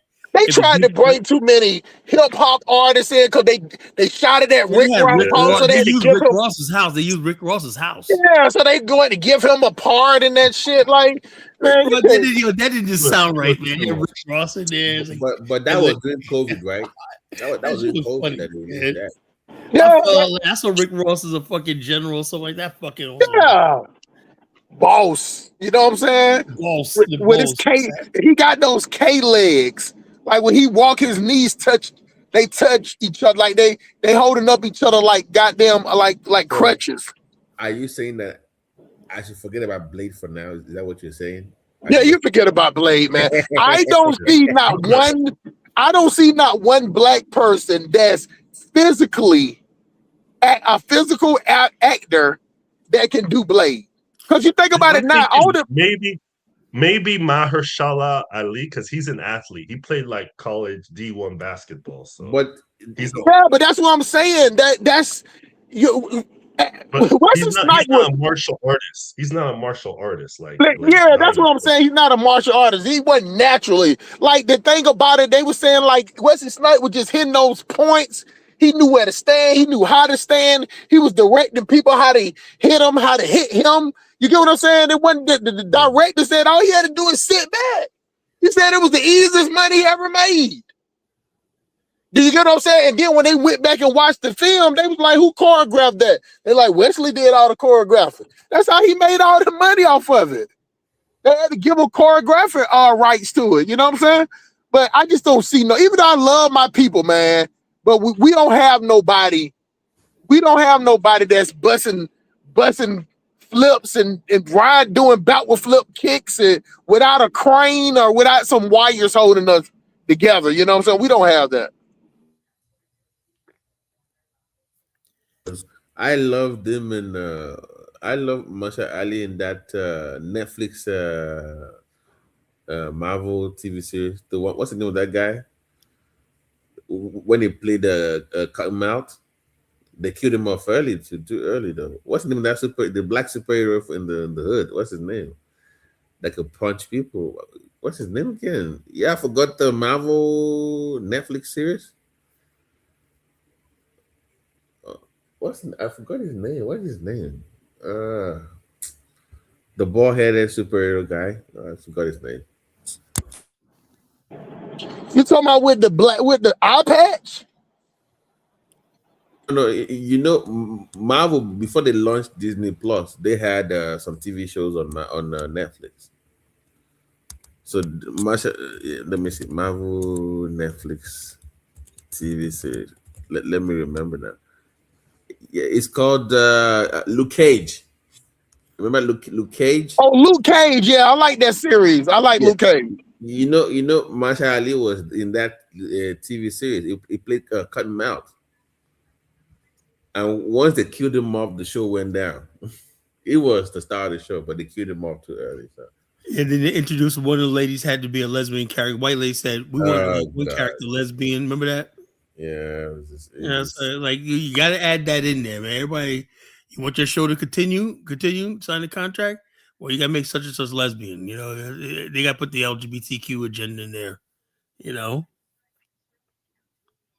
I just hope Brian Coogler don't fall into that trap, man. You know, that's what I was cringing for in Sinners. Like, I hope they didn't freaking force him. I was like, man, this is too good to be true. I know I was expecting a gay character in there. You know, I was bracing myself. It didn't happen. I was like, good. You know, I was like, man, that's just everywhere, man. It's like you gotta appease everybody, you know. Like, I heard Ryan is going over to Warner Brothers once he's done with Black Panther 3. He's moving over to Isn't Sinners Warner Brothers? Yeah. Yes, Sinners is Warner Brothers. And so, Warner Brothers and Marvel, right? So, no. Marvel is Disney. Marvel's Disney, you know. So once he's done with Black Panther 3, it will just then start making. Is he doing anything in between now and Black Panther 3? I mean, it's like he's in Warner Brothers right now, but they still need him in Disney for one more movie with. Right. So he's not doing anything with Warner Brothers right now until you got 2 years, man. He could probably make a film. Yeah, probably just stick something in there. Yeah, keep it as a warm up, you know. So yeah, but you know, it's got pressure. I wish we had like more black directors like him right now. I think it's we need more black directors, strong black directors. Well, one thing Ryan Coogler proved is that black directors can make movies and they can sell on the highest level. That's without a doubt. Now everybody knows. Yeah, there's a lot of talent out there. Before, you know, people thought only white directors could get these big budgets and shit like that. Ryan Coogler, in many ways, if he keeps it up, he's revolutionary. The types of films he make and his skill level and everything. You know, just he's got to stay on his grind. Yeah. I think he wants to get into that Christopher Nolan territory. So he wants to stay away from comic movies for now. He wants to just do like that kind of movie. But they have the equipment in Warner Brothers that IMAX. They're the only one that have it. It's only Warner Brothers that has that kind of, the one that Christopher, the one he shoots with all the time, that Yeah. full frame. They got it in Warner Brothers. I think he wants to go in that direction. He doesn't want to do the comic stuff anymore. So Yeah, he would definitely. Ryan Coogler is definitely somebody who can get into more serious films. yeah, I definitely got faith in him. You can do more serious films. We need more films on the Harlem Renaissance. That era, the numbers and stuff like that. There's a lot of part of Black history that needs to be told and whatnot. So anyway, I'm gonna go ahead and end the show, brother. But thanks, brother. What's your name? Thanks for coming. What's your name again, brother? Toby, but Toby is my answer. Okay, all right. Well, good. Don't be a stranger, man. Thanks for your contribution to the show tonight, brother. Take care. All right, folks. This has been the Collar Nation. Y'all have a good night. Stay blessed, everything, and I'll see you on the next show.